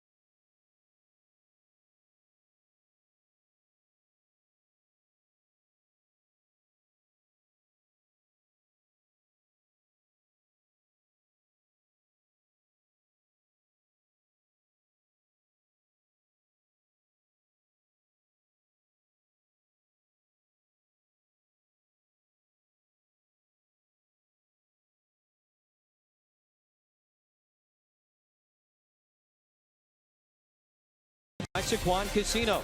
Play, win together in the heart of San Diego. By GMC. And by Jerome's Furniture, where Jerry's price is the lowest price every day. Jim Thome, one of the great statues here at Progressive Field, and a pitching change for the Padres in the bottom of the 5th inning, a 6-2 Indian lead after Edwin Encarnacion's 18th home run of the season. Dinelson Lamet gave it up. Now he's to the bench after 4+ innings. Allows 6 runs, 5 of which were earned on 6 hits, 4 walks, 5 strikeouts. And the pitching change is brought to you by El Cajon Ford as the left-hander Jose Torres comes on for the 36th time here in the first half of the season. Pitched in the first game of this series, and very good body of work for the whole bullpen, but he relieved Trevor Cahill, the starter that night. That bullpen that night, 4 2/3, no hits, 7 punch-outs. They've been outstanding in the entire series. Kind of gets a fresh start here against Ramirez with nobody on and nobody out. I guess sort of feels like the start of an inning, even though we've already had the one batter. Ramirez hard hit. Suaje can't make the grab, and Jose Ramirez had a 2-run homer in the first, and now a single here in the 5th. Padre bullpen first 2 games, 8 2/3, 6 hits and no runs. Now the fastball down, and it's a good pitch by Torres with a better swing by the All-Star Jose Ramirez, flaring this into right center. So Ramirez aboard, and Lonnie Chisenhall coming up.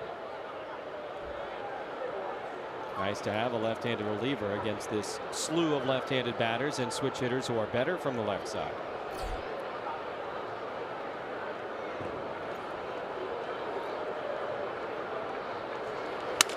Broken back grounder. Suaje's got a long way to go, and he's just got the one play, so he throws over to Myers. Chisenhall out as Ramirez goes to second. Can't miss event of the summer hits South Beach when baseball's biggest stars take the field for the MLB All-Star Game July 11th, only on Fox. The old Midsummer Classic. Gotta tell you, having it in San Diego last year, and I probably feel the same way as a lot of Padre fans.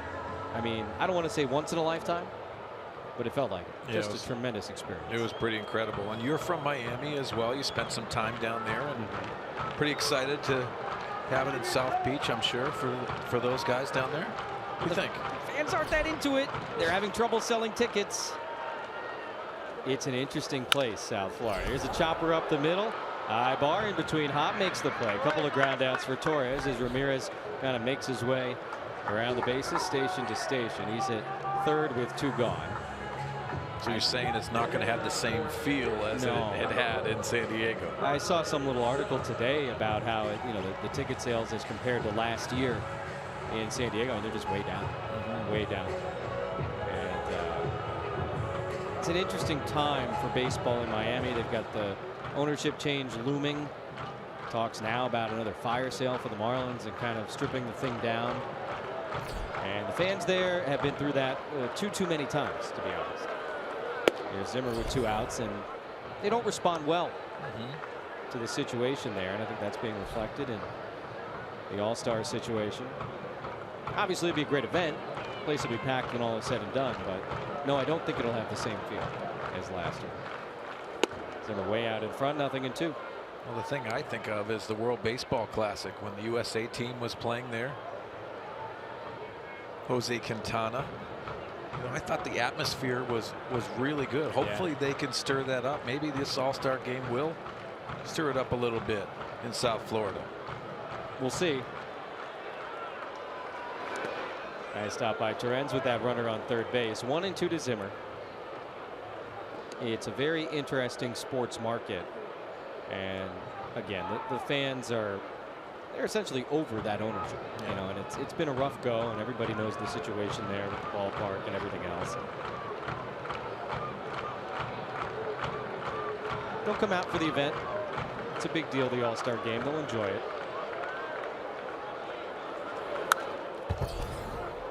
Talked about the good numbers for the Padres bullpen in this series. The other side of that, of course, is that they've had to throw a lot of innings. Cahill went 4 1/3 coming off the DL as a starter on Tuesday. Perdomo went 5 yesterday. Lamet 4+ here tonight. That can certainly tax a crew. Yeah, and you know what, Jess? It's a sprint to the All-Star break. These guys are going to have 4 days off, be able to get some needed rest. So you're thinking about tonight's game and the series in Philadelphia. It's time to grind, and there are some times within a season that you have to go out there and pitch much needed innings. Playing close games, they're growing in the game. I think everyone around baseball knows that this Padre bullpen is for real. Booker, Hand, and Torres have now all worked in 2 of the 3 games here, and of course a long way to go. Zimmer tried to hold up and did. So the count fills up after he was behind 0-2.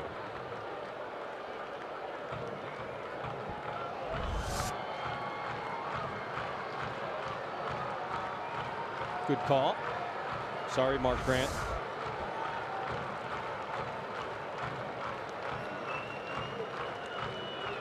Ramirez at third, and the payoff pitch to Zimmer is swung on and missed. So Jose Torres did what Jose Torres does.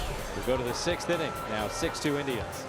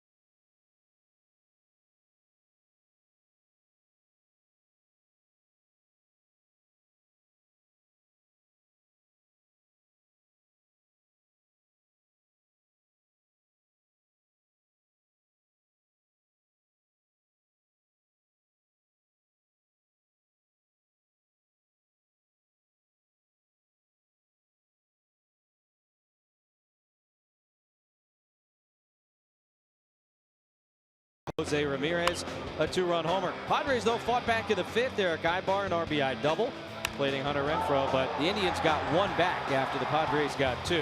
Edwin Encarnacion went out the other way, his team leading 18th home run of the season. And so here in inning number 6, a 6-2 lead for the Tribe at the top of the Padre order coming up against Josh Tomlin. Didn't you love how I set that game summary up? Did you feel energized when you decided to do that? It got me very happy. Got me very happy. Here's leadoff man Jose Pirela. He's been pretty consistently in the #1 spot for the Padres for the better part of the last few weeks. And last night we were talking about defined roles in the bullpen, with Bob, and about how that can really help kind of get guys' minds right. Sometimes they don't even care what the role is. They just want to know that they have one. As Lindor handles this ball at shortstop, 1 away.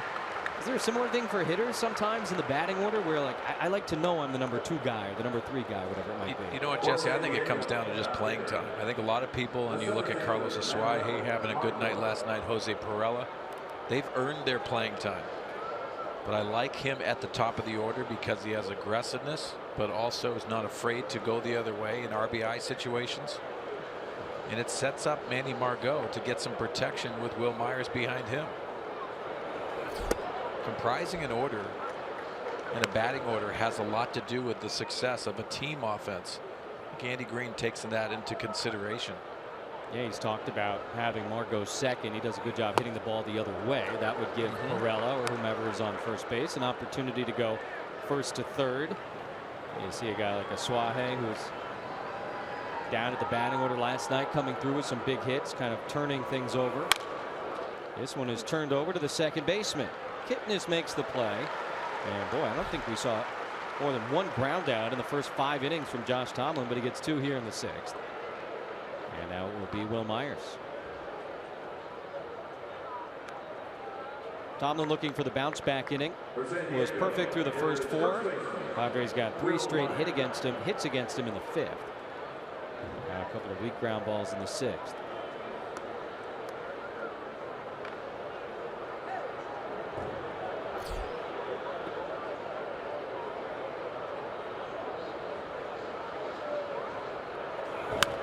Will goes after the first pitch, fouls it back out of play. Andy Green has said before that sometimes with Will, he looks for that one swing that's going to get him out of the slump. One good piece of contact. We thought maybe the double in the 7th inning last night, his last at bat, could get him going, but still so far his only hit of the series.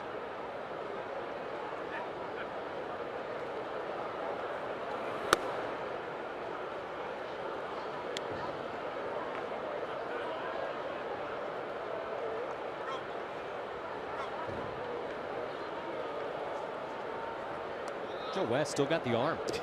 Sure does. Just kind of flipped it up there, no problem. 70 feet away.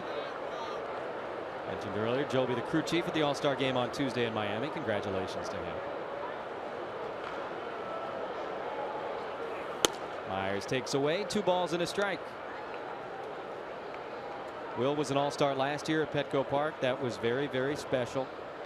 Competed in the home run derby. Got plunked by his brother Bo. How about that? Home run hitting contest, you get drilled by your brother. I think nerves came into play in that scenario. Bo plays collegiately at Appalachian State. But yeah, a little bit different there. Hard hit. Nice backhand by Lindor, his 2nd chance of the inning. And 3 straight ground balls for Josh Tomlin here in the 6th. Tribe on top by 4 in Cleveland.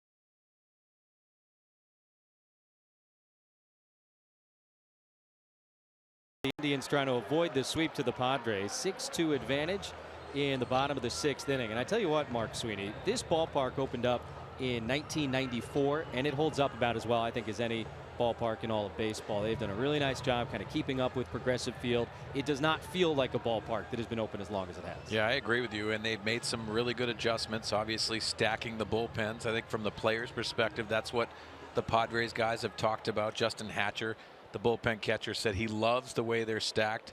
It just gives you that quaint feeling, but also the statues around the ballpark, the history of what the Cleveland Indians have shown.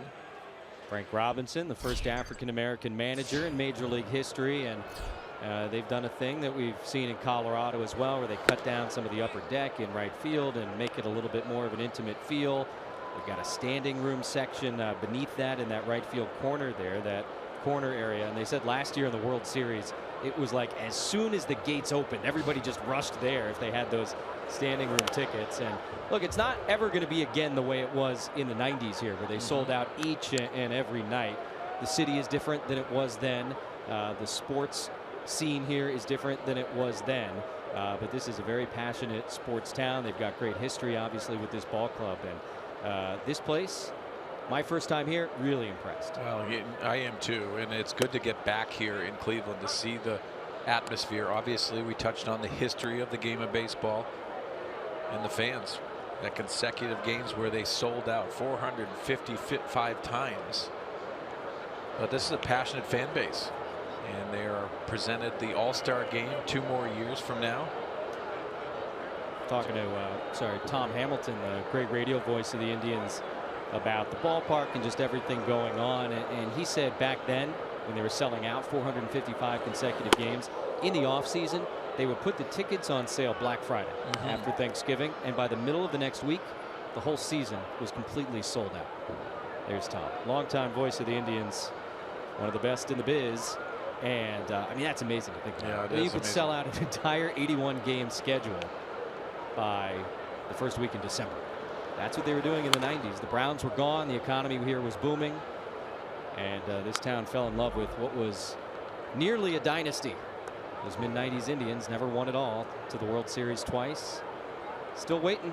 Yeah, part of that history is all around us, including Sandy Alomar Jr., one of the beloved players in the 90s. He was a former Padre, but you think about it, he was the 11 seasons here in Cleveland, 6-time All-Star, very good catcher, and known for his body of work in those 90s.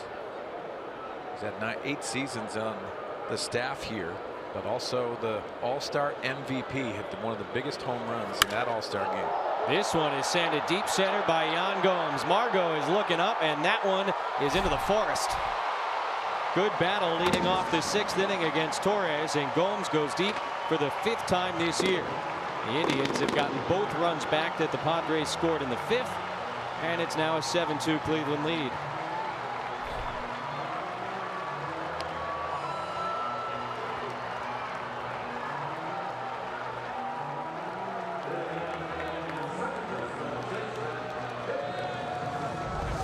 Well, the talented roster up and down, and the catcher adding to this run total of the Indians. As you said, Jesse, into the forest.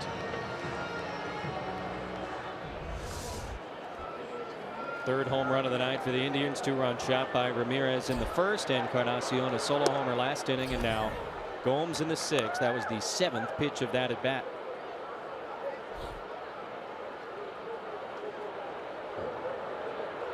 Top of the order now, Jason Kipnis. The Indians lead is back to 5, and he takes a fastball low and away. 0 for 2 and 1 for his last 21. Hit came over the weekend in the Tigers series. They took 2 out of 3 from Detroit. Tigers will be right back here tomorrow night for the final series for them before the All-Star break. They really beat up on Justin Verlander on Sunday. That was unbelievable. A couple of months ago, they put up 9 on him in 4 innings. And Sunday, they knocked him out early, and it was Verlander's first game without a strikeout in 10 years. Wow. That's the kind of offense the Indians have, which again is all the more reason to feel good about what the Padres have done in the first 2 games of this series. Margot's got a long way to go, reaches out, can't make that catch, and it'll go over the wall for a rule book double off the bat of Jason Kipnis. Oh man, I thought Manny Margot had a beat on this. The line drive to center field by Kipnis. Manny Margot shading that left center gap. Had a good read on this. Let's see the line drive and all this, a nice approach with that fastball down by Kipnis. Just outside the reach of Margot.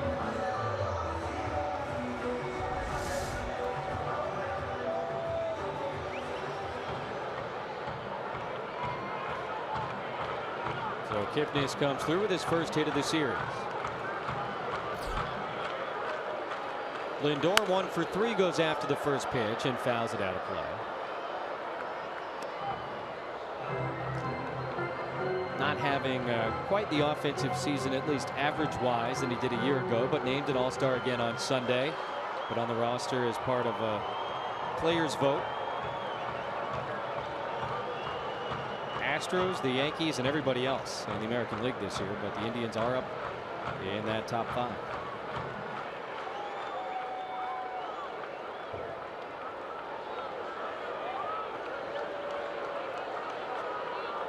That's going to be, well, groundskeeping done by Kipnis at second base.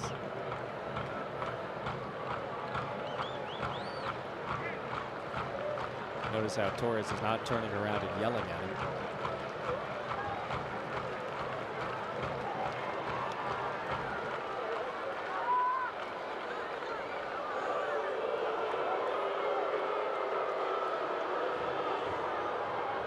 Torres trying to get some outs for this Padre bullpen. 4 2/3 scoreless innings of relief on Tuesday, 4 more in last night's game. And like you said, Mark, kind of a sprint to the finish line at this point for that group. Nice pitch there, and he's ahead 0-2 on Lindor. Second full major league season. That's it. Gold glove last year. Platinum glove last year.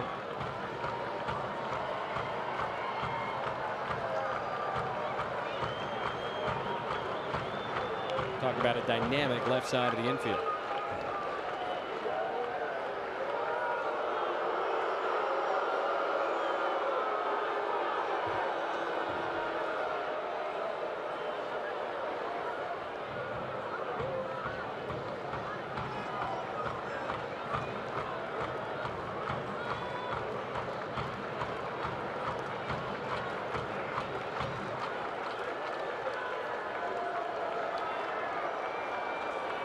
Got it. Torres strikes out Lindor. That's the first out here in the 6th. Crush home runs and dominate in your very own Derby competition in the official MLB.com Home Run Derby game on the App Store and Google Play. Swing for the fences against more than 10 million players from around the world as your favorite Derby All-Star. Download Home Run Derby for free today. Batter will be Michael Brantley, 1 out, runner on second. RBI triple, walk, couple runs scored. One of their 5 All-Stars. And he takes strike 1 from Torres. His dad Mickey played with the Mariners a little bit in the 80s.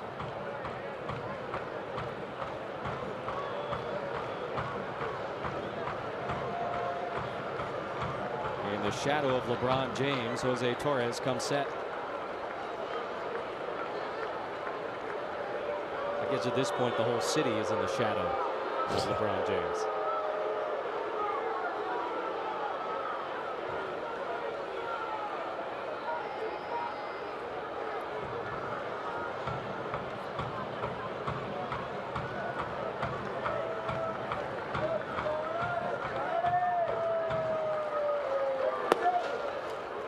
Jesse, you an NBA fan?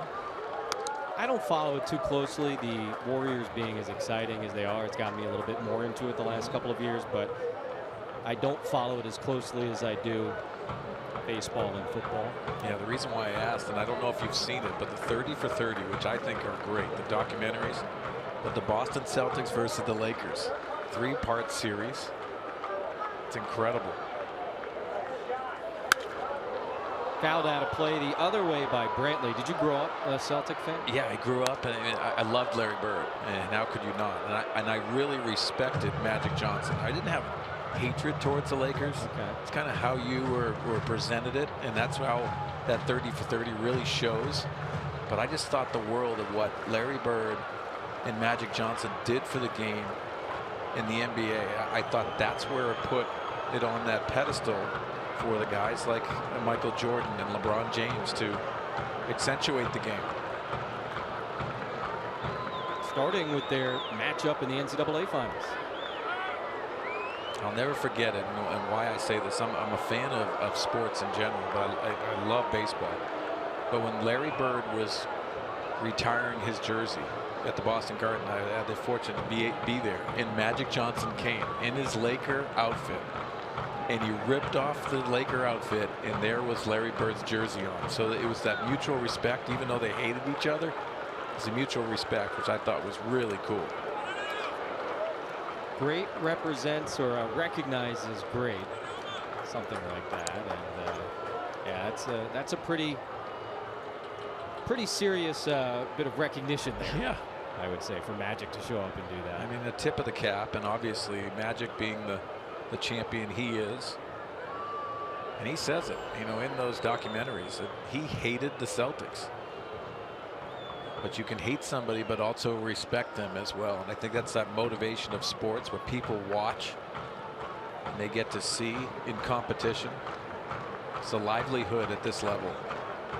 The competitiveness of professional athletes really is something unlike anything else, and you saw that even with LeBron here during the World Series. Whenever they showed him in the stands, you know, in a big moment, I mean, he was losing his mind as much as anybody else, and it was such a cool thing to see. You know, sort of that crossover appeal, a guy from Akron playing literally right next door, and as into the World Series as he was, coming off the heels of their title last year.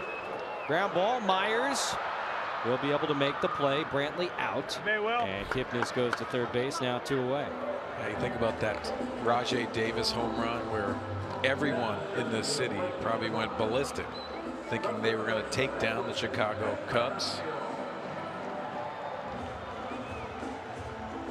Game 7 of the World Series, and it sure did look that way. Home run off Aroldis Chapman, and then the rain came, and then the Cubs came back. Pretty incredible finish to last year's postseason, which I thought throughout all of the postseason matches, Washington Nationals against the Los Angeles Dodgers, just everything just seemed to be building up to that game 7. 2 outs, runner on third, and with Encarnacion. Home run his last time, and he takes low from Torres.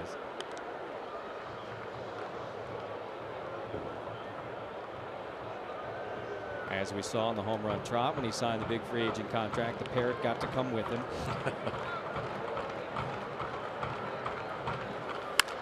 Hard hit the other way. That is going to be a fair ball.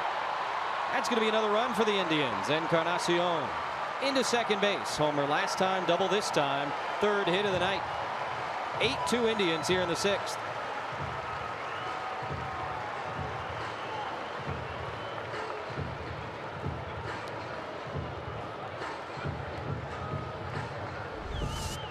It just seems like Edwin Encarnacion, especially in RBI situations, looks for a specific spot, and to line it to right field on that type of pitch, you have to be looking for that. Encarnacion at second base. Andy Green takes the baseball from Jose Torres. They had Kevin Quackenbush warming up. He'll face Jose Ramirez with 2 outs when we come back.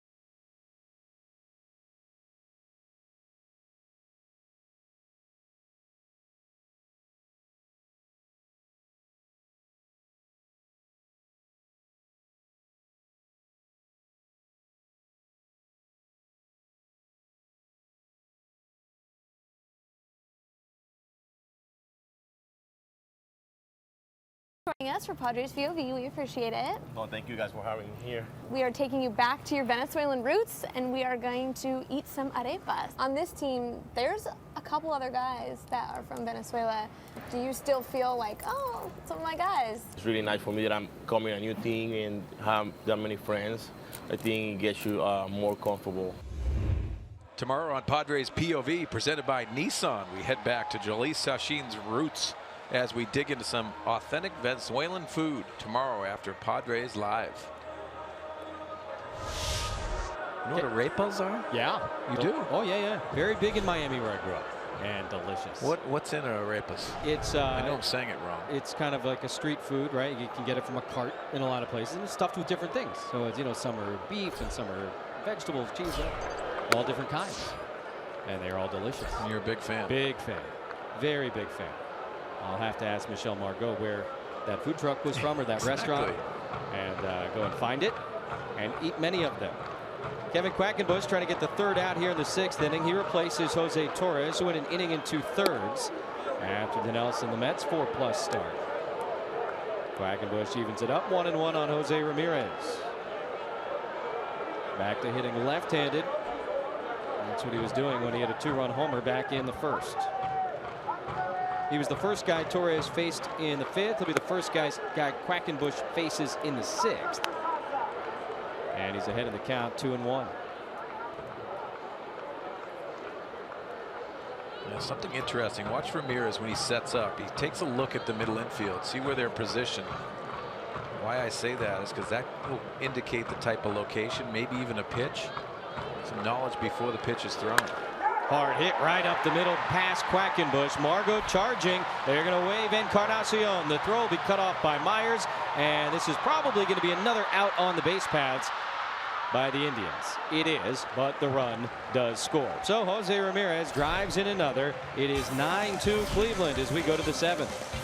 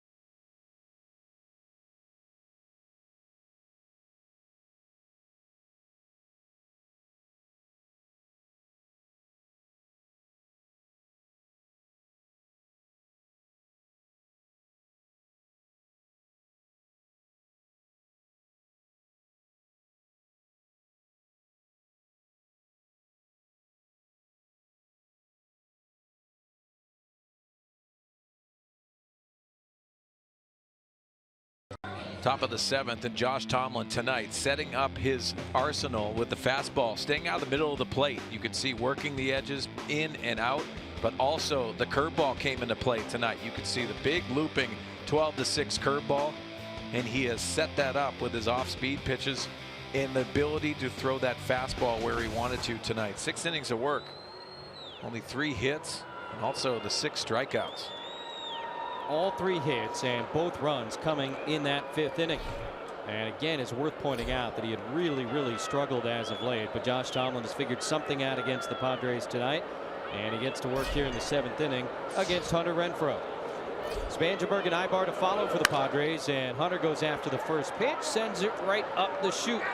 Who's going to make the call? Encarnacion comes in from first. He does. One pitch, one out here in the top of the 7th. This copyrighted telecast presented by the authority of the San Diego Padres may not be reproduced or retransmitted in any form. The accounts and descriptions of this game may not be disseminated without the express written consent of the San Diego Padres. Tomlin struggles as of late, of course, are tied to short outings. I mean, you look at the number of innings he's gone in his last handful of starts: 4 2/3, 5 2/3, 4 2/3, 5, 2 2/3 against the White Sox. Here he is through 6 1/3, just kind of cruising along outside of that one tough inning. Spangenberg grounds one to Kipnis. That's going to be a quick out, number 2. It really shows, Jesse, that when you command the baseball, you're able to change speeds, add and subtract, slow them down, speed them up. That is pitching, and you don't necessarily need velocity. See, the last 3 previous outings, it hasn't been very good, but he's made the proper adjustments tonight, frustrating the Padre offense. Indians lost all 3 of those games. In control tonight, though, 9-2 in the top of the 7th. Eric Ibar, RBI double his last time up. Brought home one of the 2 Padre runs. The other came home on Alan Cordoba's sacrifice fly. And after the first 2 guys swing at the first pitch, Ibar takes. And Joe West says that is strike 1. Tomlin has worked very quickly with the bases empty. And now no balls and 2 strikes to Ibar. Day after the Padres score 5 or more runs, get 50% off any regular menu price online order at papajohns.com. Just enter the promo code Padres5. 0-2 to Ibar, and a foul ball back towards the Padre dugout. You know, Jesse, the common question to a lot of people, especially hitters, is who was the toughest pitcher you faced? Well, it's Greg Maddux, because he commanded the ball. He could move, manipulate everything, throw any pitch at any time. That will frustrate hitters, even more so than a guy that has velocity, because velocity to me means they're not going to have as much movement. I think at this level especially, you don't worry necessarily about guys that have plus velocity that don't locate that ball. You'd rather have that than a guy that can steer the ball around, change speeds. You go back to the dugout and you're frustrated because you see it so well. Ibar continues to foul them off here against Tomlin. What Greg Maddux did the best was get off the barrel. He would induce weak contact on times where possibly you'd get 2-0 count and he'd jam you, possibly even break your bat. You can see just even the swings that Eric Ibar, this is a veteran hitter that gives you solid at bats, but the changing of speeds, different looks, the curveball tonight has come into play. You see the pitch total, 89 pitches, but the ball strike ratio is through the roof. Yeah, it's outstanding. Ibar's fouled off a few. Now he takes ball 1. Padres winners in the first 2 games of this series. They were trying to do something that had never been done before, sweep a 3-game series from both of the previous year's World Series participants. Still have a shot, but they're going to need a big comeback here, and that'll be a 3rd out in the 7th. 3-1 as Encarnacion flips it to Tomlin. Stretch time in Cleveland.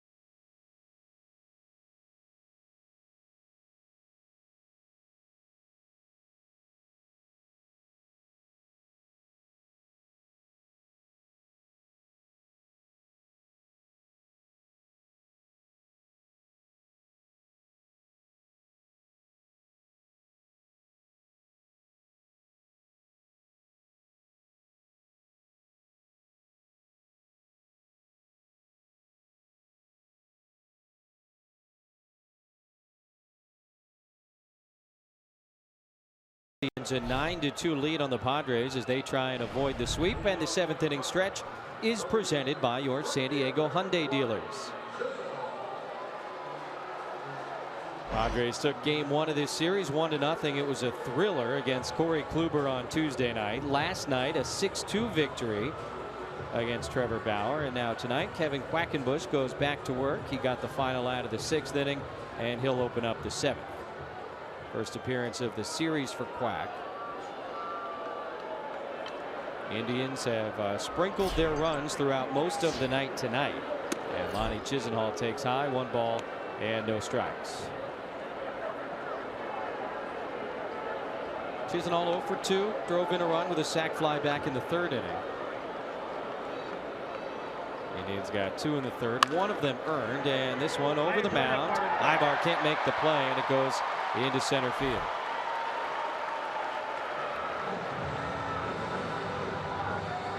So the leadoff man reaches here in the bottom of the 7th inning for the Cleveland Indians.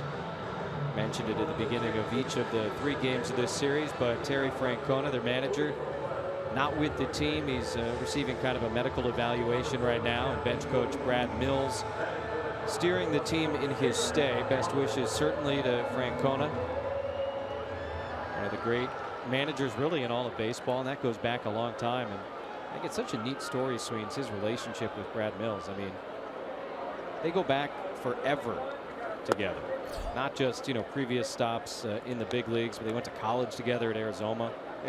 They're roommates together in Montreal, and then have coached together at the major league level. I mean, talk about feeling comfortable as a manager, leaving your team to somebody, a guy that you've been friends with since college. Yeah, you need that right-hand man, and Brad Mills is exactly that. We wish the best for Terry Francona, obviously, with his health. Think about Brad Mills, 39 years in the game of baseball, 19 at the big league level.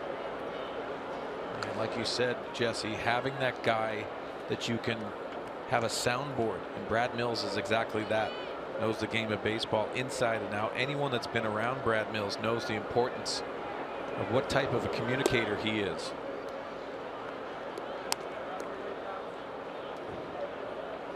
Still a little bit up in the air whether or not Francona is going to be able to manage the American League All-Star team on Tuesday in Miami. Obviously, you hope so, but this is definitely one of those situations where health comes first. And again, our best to Terry Francona.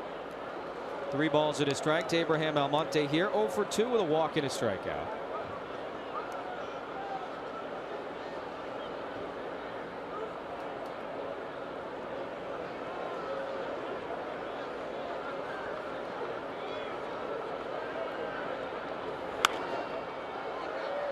Fouled out of play by Almonte. Now the count is full. 3 balls and 2 strikes.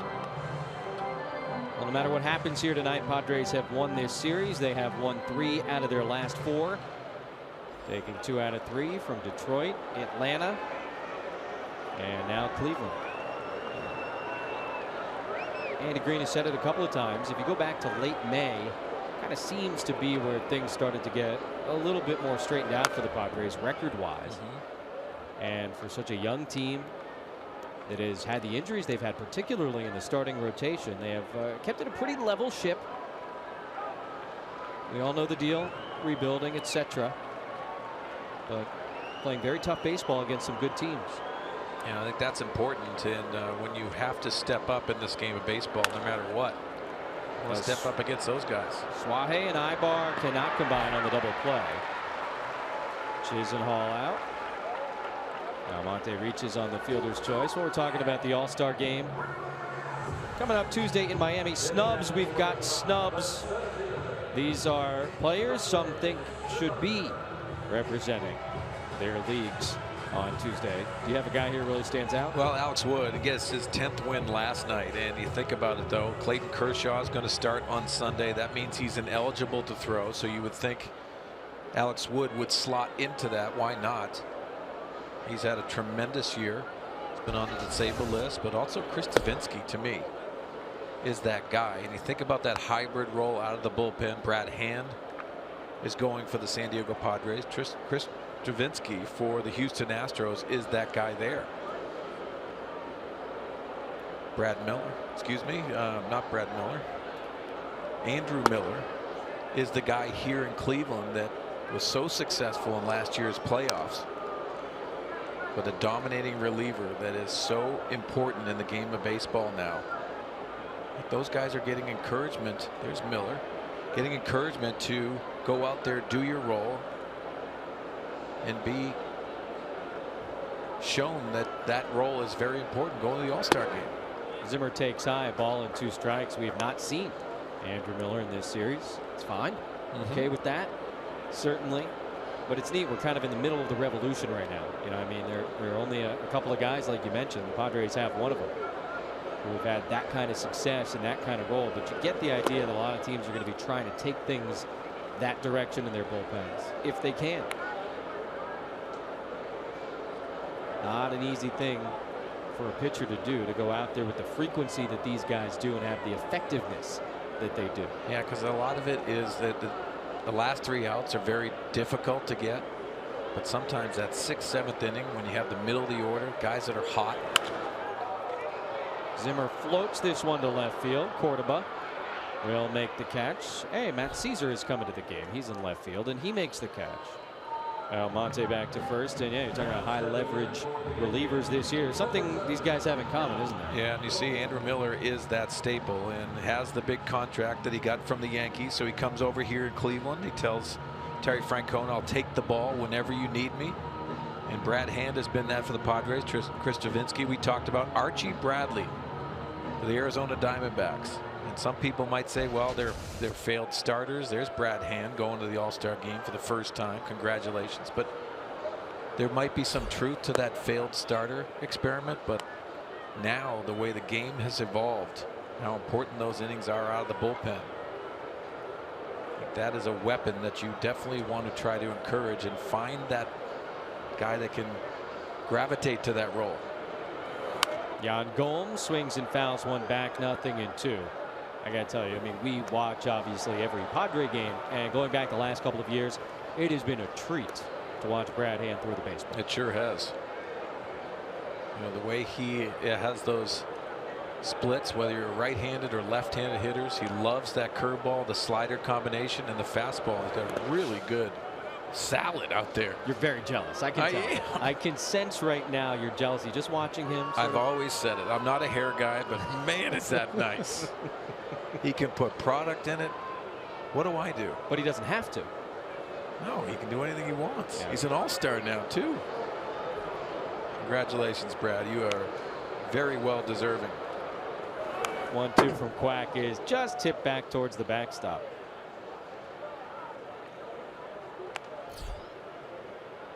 Yan Gomes homered his last time up, had a really good battle with Jose Torres. 7 pitches. And eventually sent one out.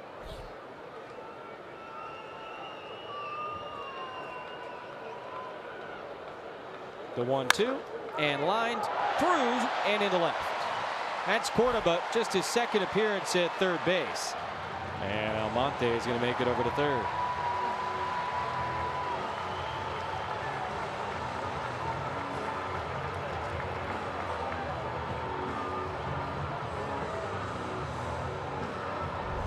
Well, it's a hot corner. Watch the hot smash.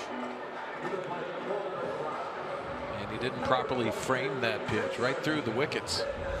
Saturday night against the Dodgers, Cordoba made his first major league appearance ever at third base. This guy's a shortstop. He's played mostly left field. That's where he started tonight.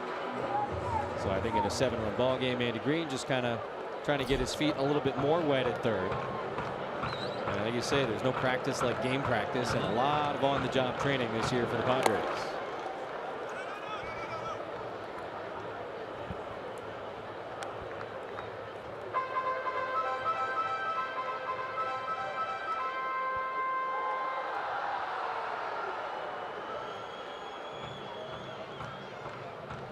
Kipnis making his 2nd start in this 3-game series.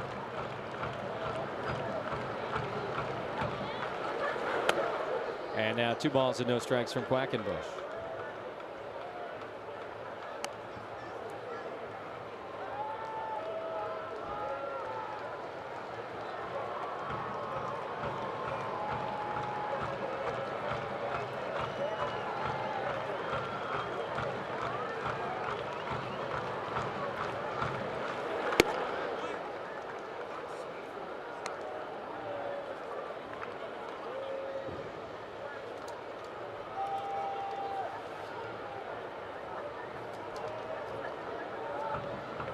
Almonte, the runner at third. Gomes at first. And a fly ball left field. Caesar is there. He makes the catch. And the inning comes to a close. Couple of errors, but a couple of men left. Go to the 8th in Cleveland.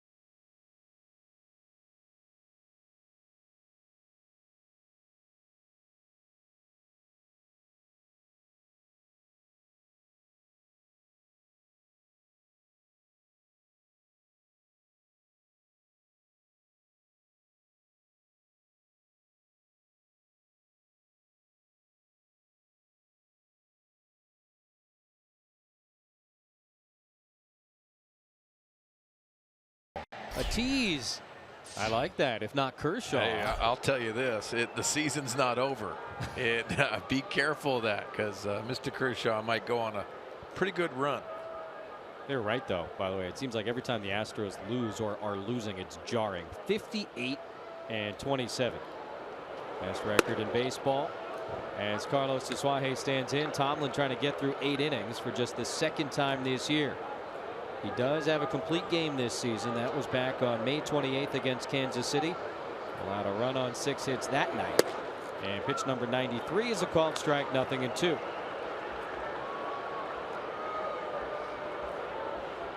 Well, if the Indians were worried about the last 2 nights, they've got to feel very encouraged by what they've seen tonight from Tomlin.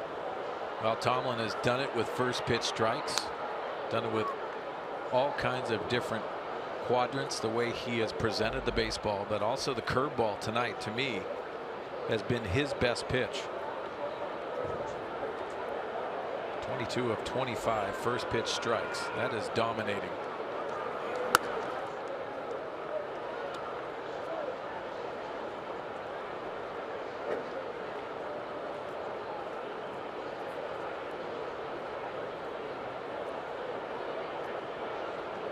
Ball and 2 strikes to Asuaje, and he lines that one over Lindor into left center field for a base hit. So Carlos Asuaje with a lead single here in the 8th against Tomlin. First hit of the night for Carlos. More competitive at bats from a guy even when he falls behind with 2 strikes. Also making adjustments, and that's a proper adjustment on that curveball as Brad Mills takes that walk to his successful starting pitcher.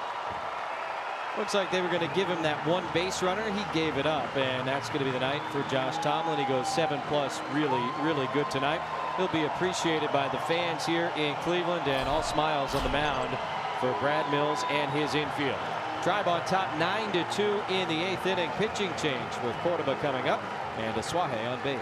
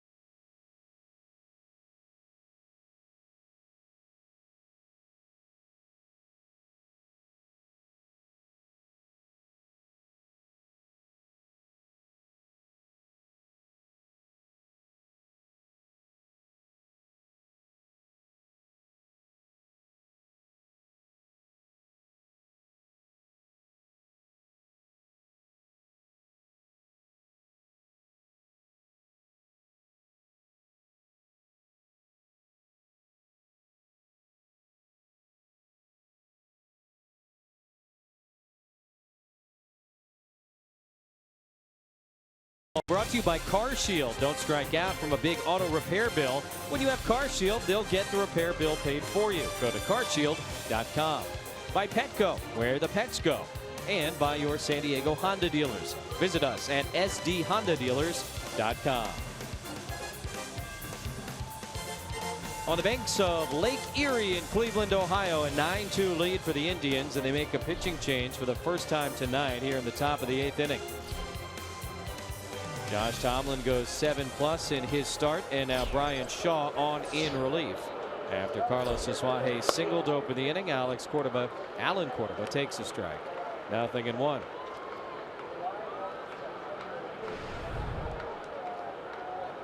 "41 appearances now for Brian Shaw, the only reliever in club history with 70 appearances in 4 years." Check swing, foul ball. Yeah, you always need a workhorse in your bullpen. Well, Brian Shaw is that. I would say so.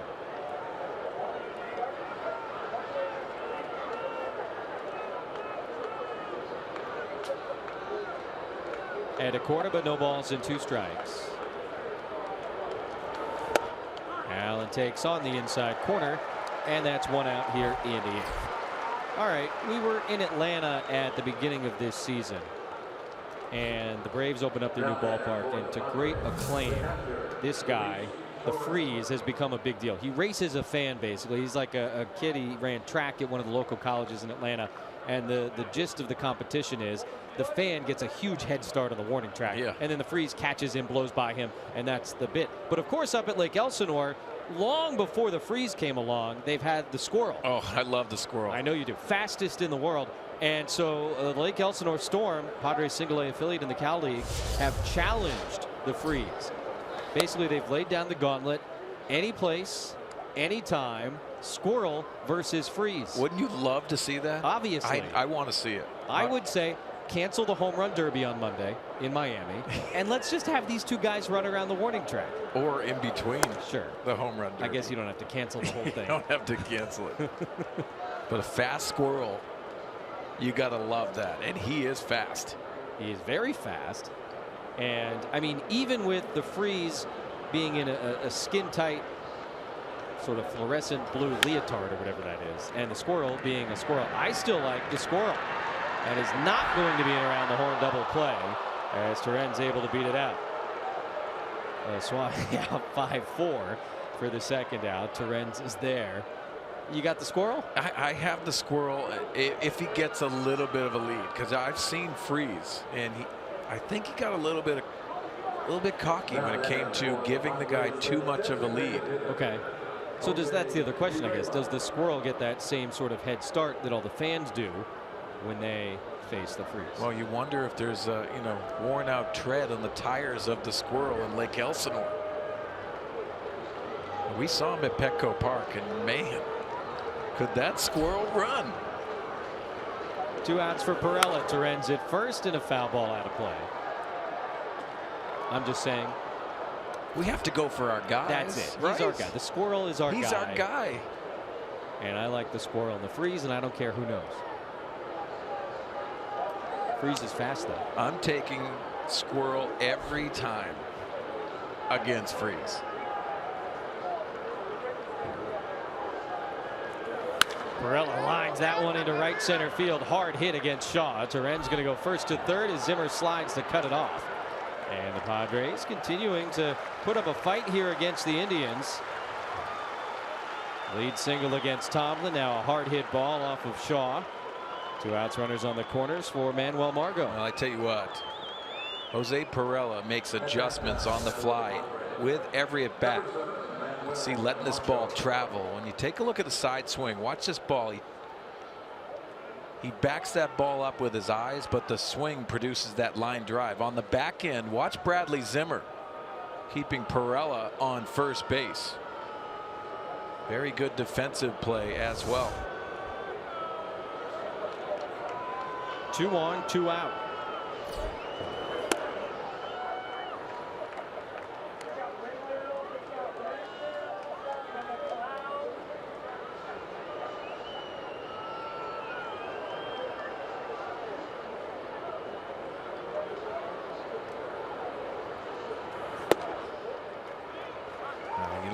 know Shaw has that cutting action, and he'll use both sides of the plate. That front door cutter right there to Margot locks him up. I'd take Margot over the Freeze too, by the way. Oh, I would too. Not over the Squirrel though. But they're both our guys. They're both our guys. So where do you go there? I go Margot. I go Squirrel. Really? Even in the costume? I was so impressed. He's very fast. I mean, the closing speed of the Squirrel.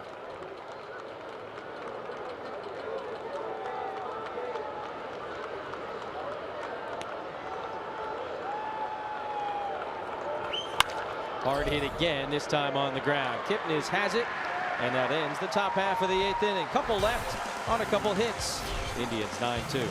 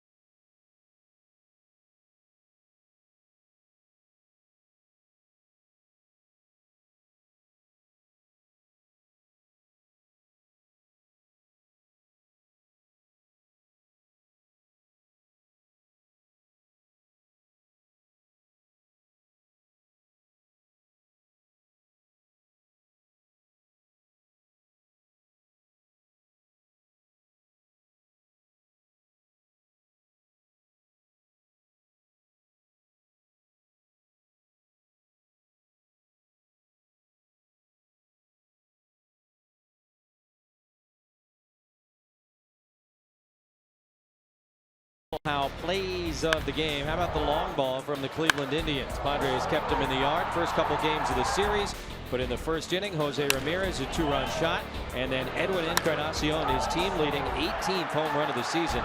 In the 5th inning, a solo shot, nice catch by the Mariner fan, and then the 3rd one, Yan Gomes, good battle with Torres in the 7th, but he sends it out into the trees in center field. 3 long balls, including one by the starting 3rd baseman for the American League All-Stars, Jose Ramirez. He's ready to hit again. Go up 4th this inning.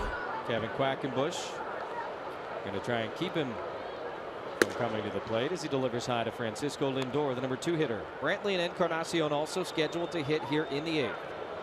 Padres have Myers, Renfroe, and Caesar due in the 9th.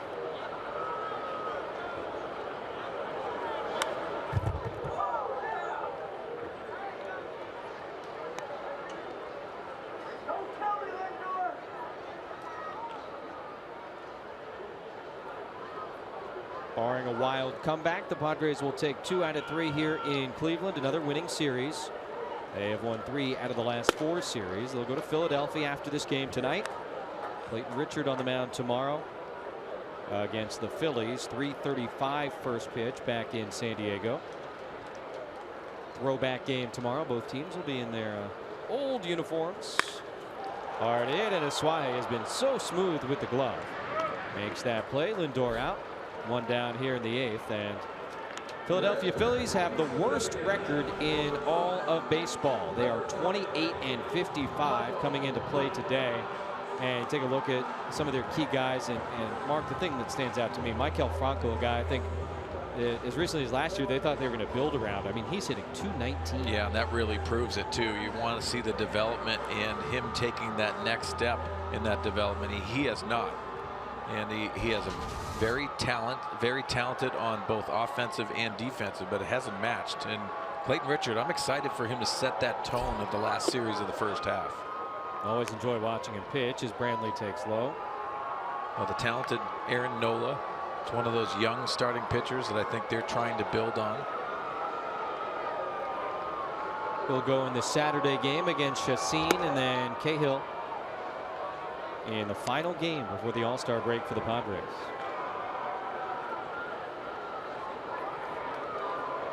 Long trip back home for the guys who are on the West Coast. For the guys who live on the East Coast, pretty convenient for going home for the All-Star break. Liner to right field. That's a base hit. Brantley had the RBI triple in the first, hitless since. Now a one-out single against Quackenbush in the 8th, and here comes Encarnacion. You know, Jesse, it's so many times we're talking about the home run and the big swings that these guys have. And Michael Brantley, why so many people talk about his swing and possibly could be one of the top 5 in the game of baseball, because he just has that smoothness about him. Sets his foot down early and just takes that nice path of his swing, uppercut swing. He's not trying to launch balls. He's trying to get that line drive all over the place. Pretty impressive approach tonight. We've seen that beautiful swing. Something about a left-handed swing, right? Triple shy, as the cliche goes. That's the fact for Encarnacion. Singled in the 3rd, homered in the 5th, doubled in the 6th. Indians and their long history of a handful of cycles. Joined the American League in 1901. I might be crazy, but I don't think Encarnacion is dying to hit a triple, even though the cycle is right in front of him. That is not going to be a triple, but it is going to be another hit, his 4th of the night.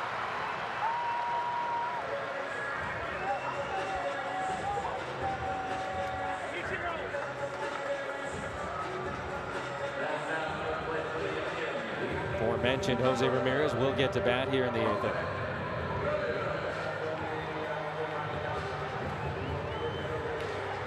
Quackenbush doing yeoman's work tonight for the Padres in relief, trying to save this bullpen best he can. Only Torres and Quackenbush have worked out of the pen following Dinelson Lamet, lasting 4+ innings in his start.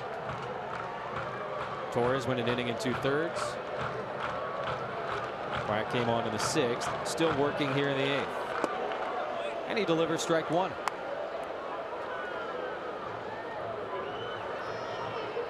Nice night. Nice series.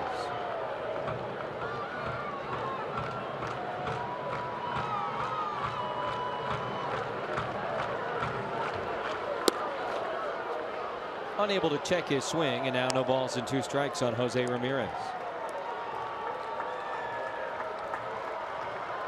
Well, for Terry Francona and his group, just getting on that hot streak and taking over this division, I think many people around the game of baseball think that's going to happen. But the Kansas City Royals have made it interesting. Minnesota Twins continue to play solid baseball. But this division has really been mediocre in the first half. I think the talent level that you see on this club, and possibly going out and making an addition. I think a lot of people are talking about that around the ballpark. What direction the Cleveland Indians will go. Royals have won 4 straight. They were off today. Another nice stop by Torrens. Ball and 2 strikes. 41 pitches for Kevin Quackenbush. And again, he's just being asked to go out there and do whatever he can to find these final 2 outs.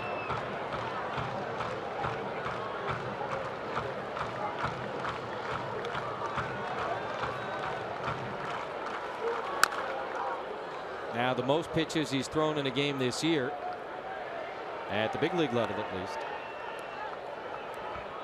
Up and down between AAA El Paso. Well, for Kevin Quackenbush, it's basically just reach your hand out, take any situation you can possibly get, and be happy with it. Andy Green understands what he has, and when you have options in the game, sometimes that comes into the equation for Kevin Quackenbush. He's been a pro. Ramirez grounds it foul. Let's revisit our keys to the game that you presented to us at the very start tonight. Well, we're looking for the sweep. Obviously, sweeping the Chicago Cubs, possibly sweeping the AL pennant. Cleveland Indians, and the offense needed to produce. They didn't do too much against Josh Tomlin tonight. So I would say that's probably a bad key to the game night. Don't you think? I wasn't going to say it, but not your best work. That happens. Sometimes we go on hope. The sweep would have been neat. And again, we mentioned it earlier. No team had ever swept a 3-game series from both pennant winners since interleague play began. And the Padres swept the Cubs, won the first 2 here, as Ramirez continues to battle Quackenbush.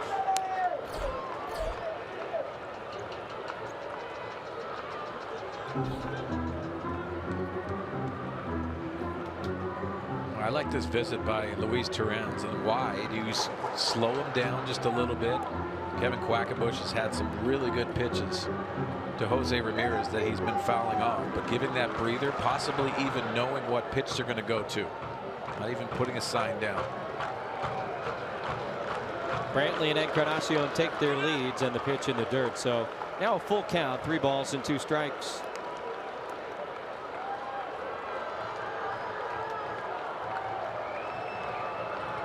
Sixteenth appearance this year for Quackenbush with the Padres.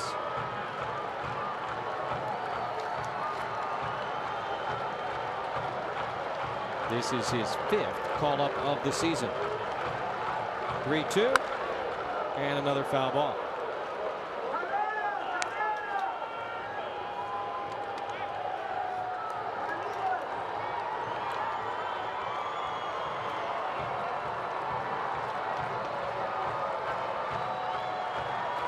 Ramirez just 24 years old.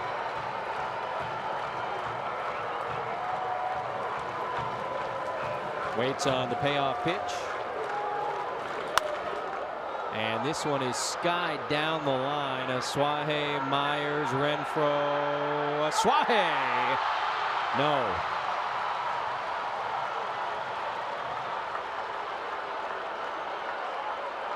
All 3 were there. Looked at the last moment like Asuaje was going to be able to make the catch, but the ball falls down and the at-bat will continue. Well, this is no man's land. You can see all 3 of them trying to go after this. You see Hunter Renfroe coming in late. He's the one that knocks the ball out of Asuaje's glove.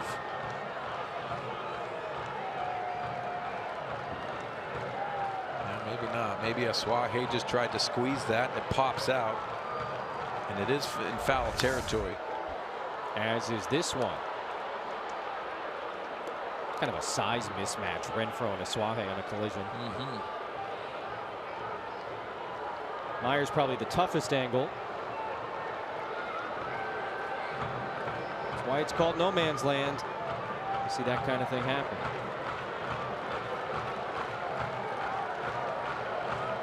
No error given on the play. Padres committed 2 last inning. And that one's in the air right center. Margot, though, just glides on over to make the catch. Both runners retreat. That's out number 2. And finally, Quackenbush takes care of Jose Ramirez. Well, we talked about it. 3:30 tomorrow afternoon back in San Diego. Clayton Richard looks for win number 6 as we get back to National League play against the Philadelphia Phillies. Nick Pivetta starts game 1 for Philadelphia. 2-4 this year with a 4.85 earned run average. Day games on Saturday and Sunday. Well, why not have Clayton Richard go on a throwback night? The workhorse. Chisenhall takes a fastball strike. I just love how Clayton goes about his business. He's that example on the pitching staff. I believe that he works towards trying to finish a game. And that's lost in this game of baseball. Obviously, he doesn't have so many of those complete games. He has the ability to do it, be efficient. I always look forward to seeing him work at his craft. Chisenhall in the air left field. Caesar, long run, not a lot of room, and he runs out of room.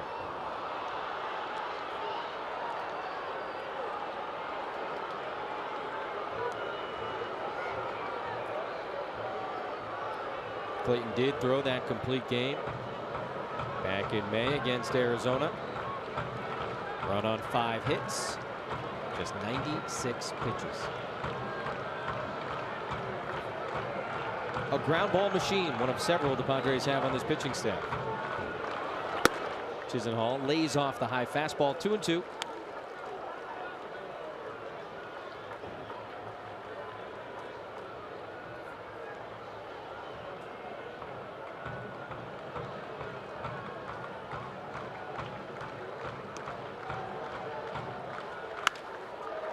Another opportunity perhaps for Caesar. Long way to go. Big wall, leaps up, can't make the catch.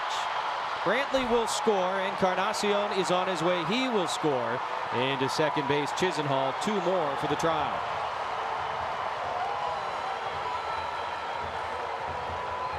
Two-run double for Chisenhall.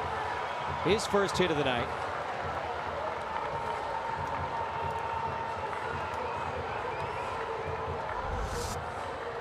You see the pitch, and Chisenhall going the other way. That ball's down and away. Looks like Caesar got turned around a little bit, and you can't make that play right around that wall. RBIs number 47 and 48 for Chisenhall. There is unfamiliarity sometimes with ballparks in interleague play, and Caesar's only been out in left field for a couple of innings. Had some trouble with that fence, unable to make that catch. And that's the night for Kevin Quackenbush. Tried by 9, 2 outs in the bottom of the 8th.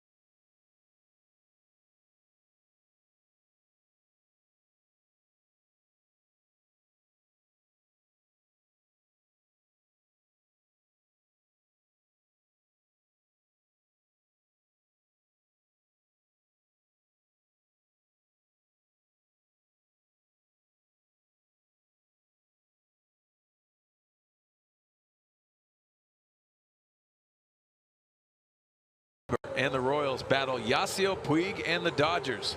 Then the Cincinnati Reds take on Paul Goldschmidt and the Diamondbacks at 7, only on FS1. Maybe Justin Turner, maybe Cody Bellinger. What about him? It's the Dodgers. Yes. Yasiel Puig, it's pretty interesting they have Yasiel Puig on there. Oh, you don't like the choice? Well, there's plenty of choices. It's a national promo, right? Yeah. He's got a little more national name recognition, I would think, than Bellinger at this point, or even Turner. Bellinger right now is taking this whole game by storm. No doubt about that. Kirby Yates going to try and take the Indians by storm here in the 8th inning and finish this thing off. 30th appearance if you combine the work in Anaheim and here. Saw him in the first game of this series. Can't say enough good stuff about Kirby Yates. Worked the 6th inning on Tuesday night, and it was 1-2-3 against Encarnacion, Ramirez, and Chisenhall. Chisenhall there on second base after the 2-run double, and Almonte at the plate.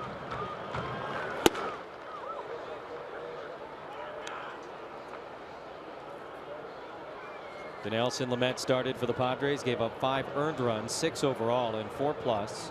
Couple homers, not at his best. Kevin Quackenbush put in real deal work in relief tonight. Defense let him down a couple of times, unable to get through this 8th inning. And so Yates called upon to try and get this 24th out. Notice the pause. I had to do the math. 8 times 3 takes me a moment, apparently. Sad. He has calculators for that stuff. Grown man. Simple multiplication. 8 times 3, 16, 24. 24th out. It's 27 in 9 innings. I know that. Just have to subtract 3. You didn't even have to multiply. That's exactly right.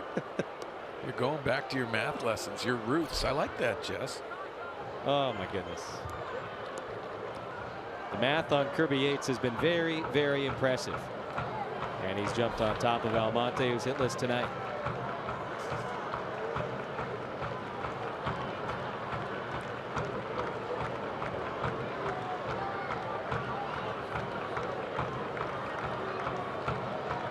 Almonte was a nice piece for them when he came back from the suspension a year ago, the PED suspension, but not eligible for the postseason. They're missing a lot of guys between that and injury. Took it all the way to the 7th game of the World Series. Popped up left side. Cordoba's not going to have a play. Neither will Torrens. Really a good amount of foul territory here at Progressive Field, but not enough. Neat too, you can kind of see it there, right? They've got the dugouts and they sort of connect to those special dugout seats behind home plate. It's right at the level of the dugouts, and we were down in the Padre dugout before the game, and I mean, it's just a piece of glass. Yeah, I like that. And the fans in that suite there by the on-deck circle can see right into the dugout. Kind of similar to the Anaheim situation. That's cool. I mean, you're legit field level down there. Get to listen in to Darren Balsley all night.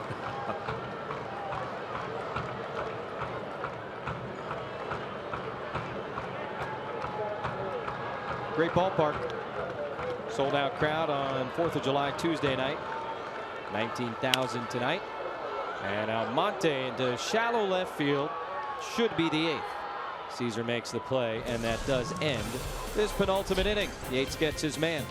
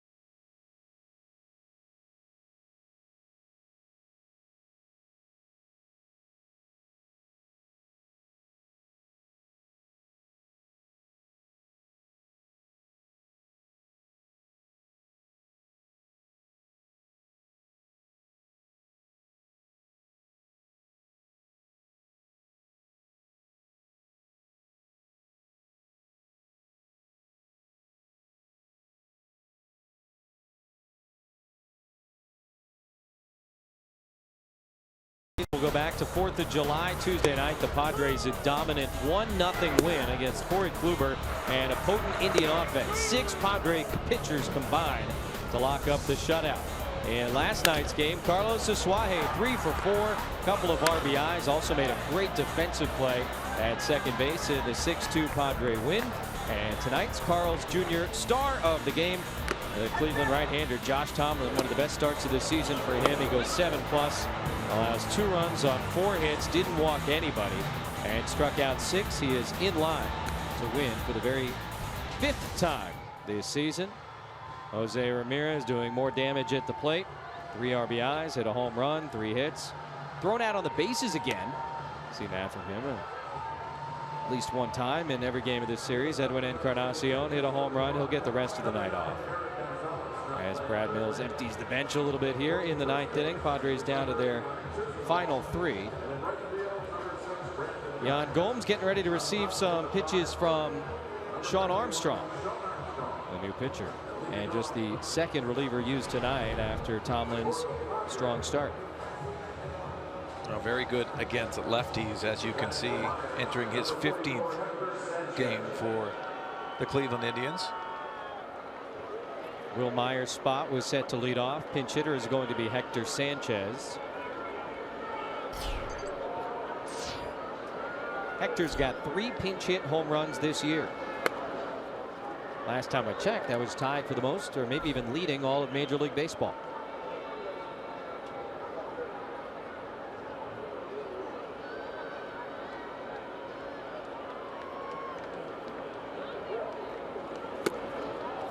No balls and 2 strikes on Sanchez. He was the designated hitter in the first game of this series. Went 1 for 4, and he scored the only run of the game in the 1-0 victory. Had a lead single in the 5th inning, and 3 batters later, Corey Spangenberg's RBI fielder's choice brought him home. That would be all that Trevor Cahill and the Padre bullpen needed. Torres, Yates, Buchter, Hand, and Mauer finished it off. We just talked about it. One of the great team pitching performances we've seen this year. Sure was. And when you go against a Corey Kluber, you're going to have to get those much needed bullpen performances. Switch hitter grounds that one up the middle. Lindor is there. Throws across, and Chisenhall now at first base receives it. That's out number 1 here in the top of the 9th inning. So Chisenhall moves from right field to first base. Brandon Geyer goes in to play right for the Tribe. Eric Gonzalez now at third base. Jose Ramirez gets the rest of the night off as well. One out, base is empty for Hunter Renfroe. Double and a run scored back in the 5th.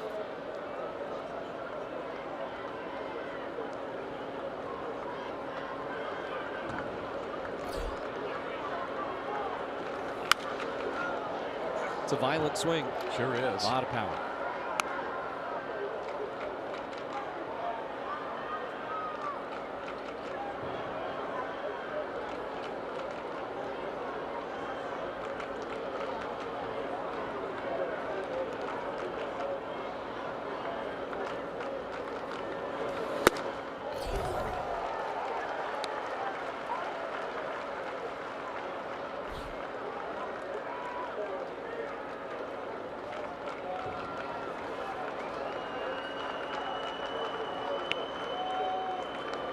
Armstrong, like Quackenbush, his 5th stint of the year. Got it.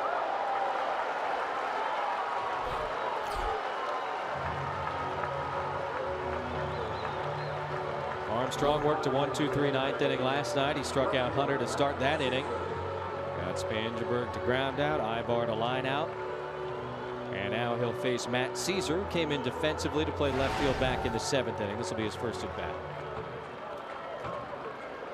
Padres down to their final out.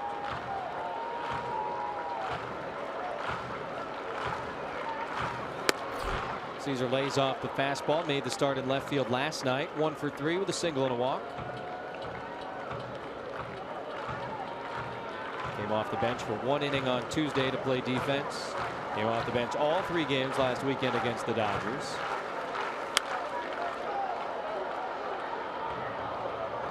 Played collegiately at Villanova, so he is headed back to Philadelphia. That'll be exciting for him. From Cape May, New Jersey, not far from there, so I would imagine there will be some family and friends. Also played football there at Villanova. Dual sport athlete in college. You don't hear that too many times. National champion wide receiver. This is a ground ball to Gonzalez. Fresh into the game, makes the throw, and the ball game is over. The Indians take this one, but the Padres take 2 out of 3 from the defending American League champions. They win another series. Final score, Tribe 11, Padres 2. Padres Live is next with Mike Pomeranz. Mike?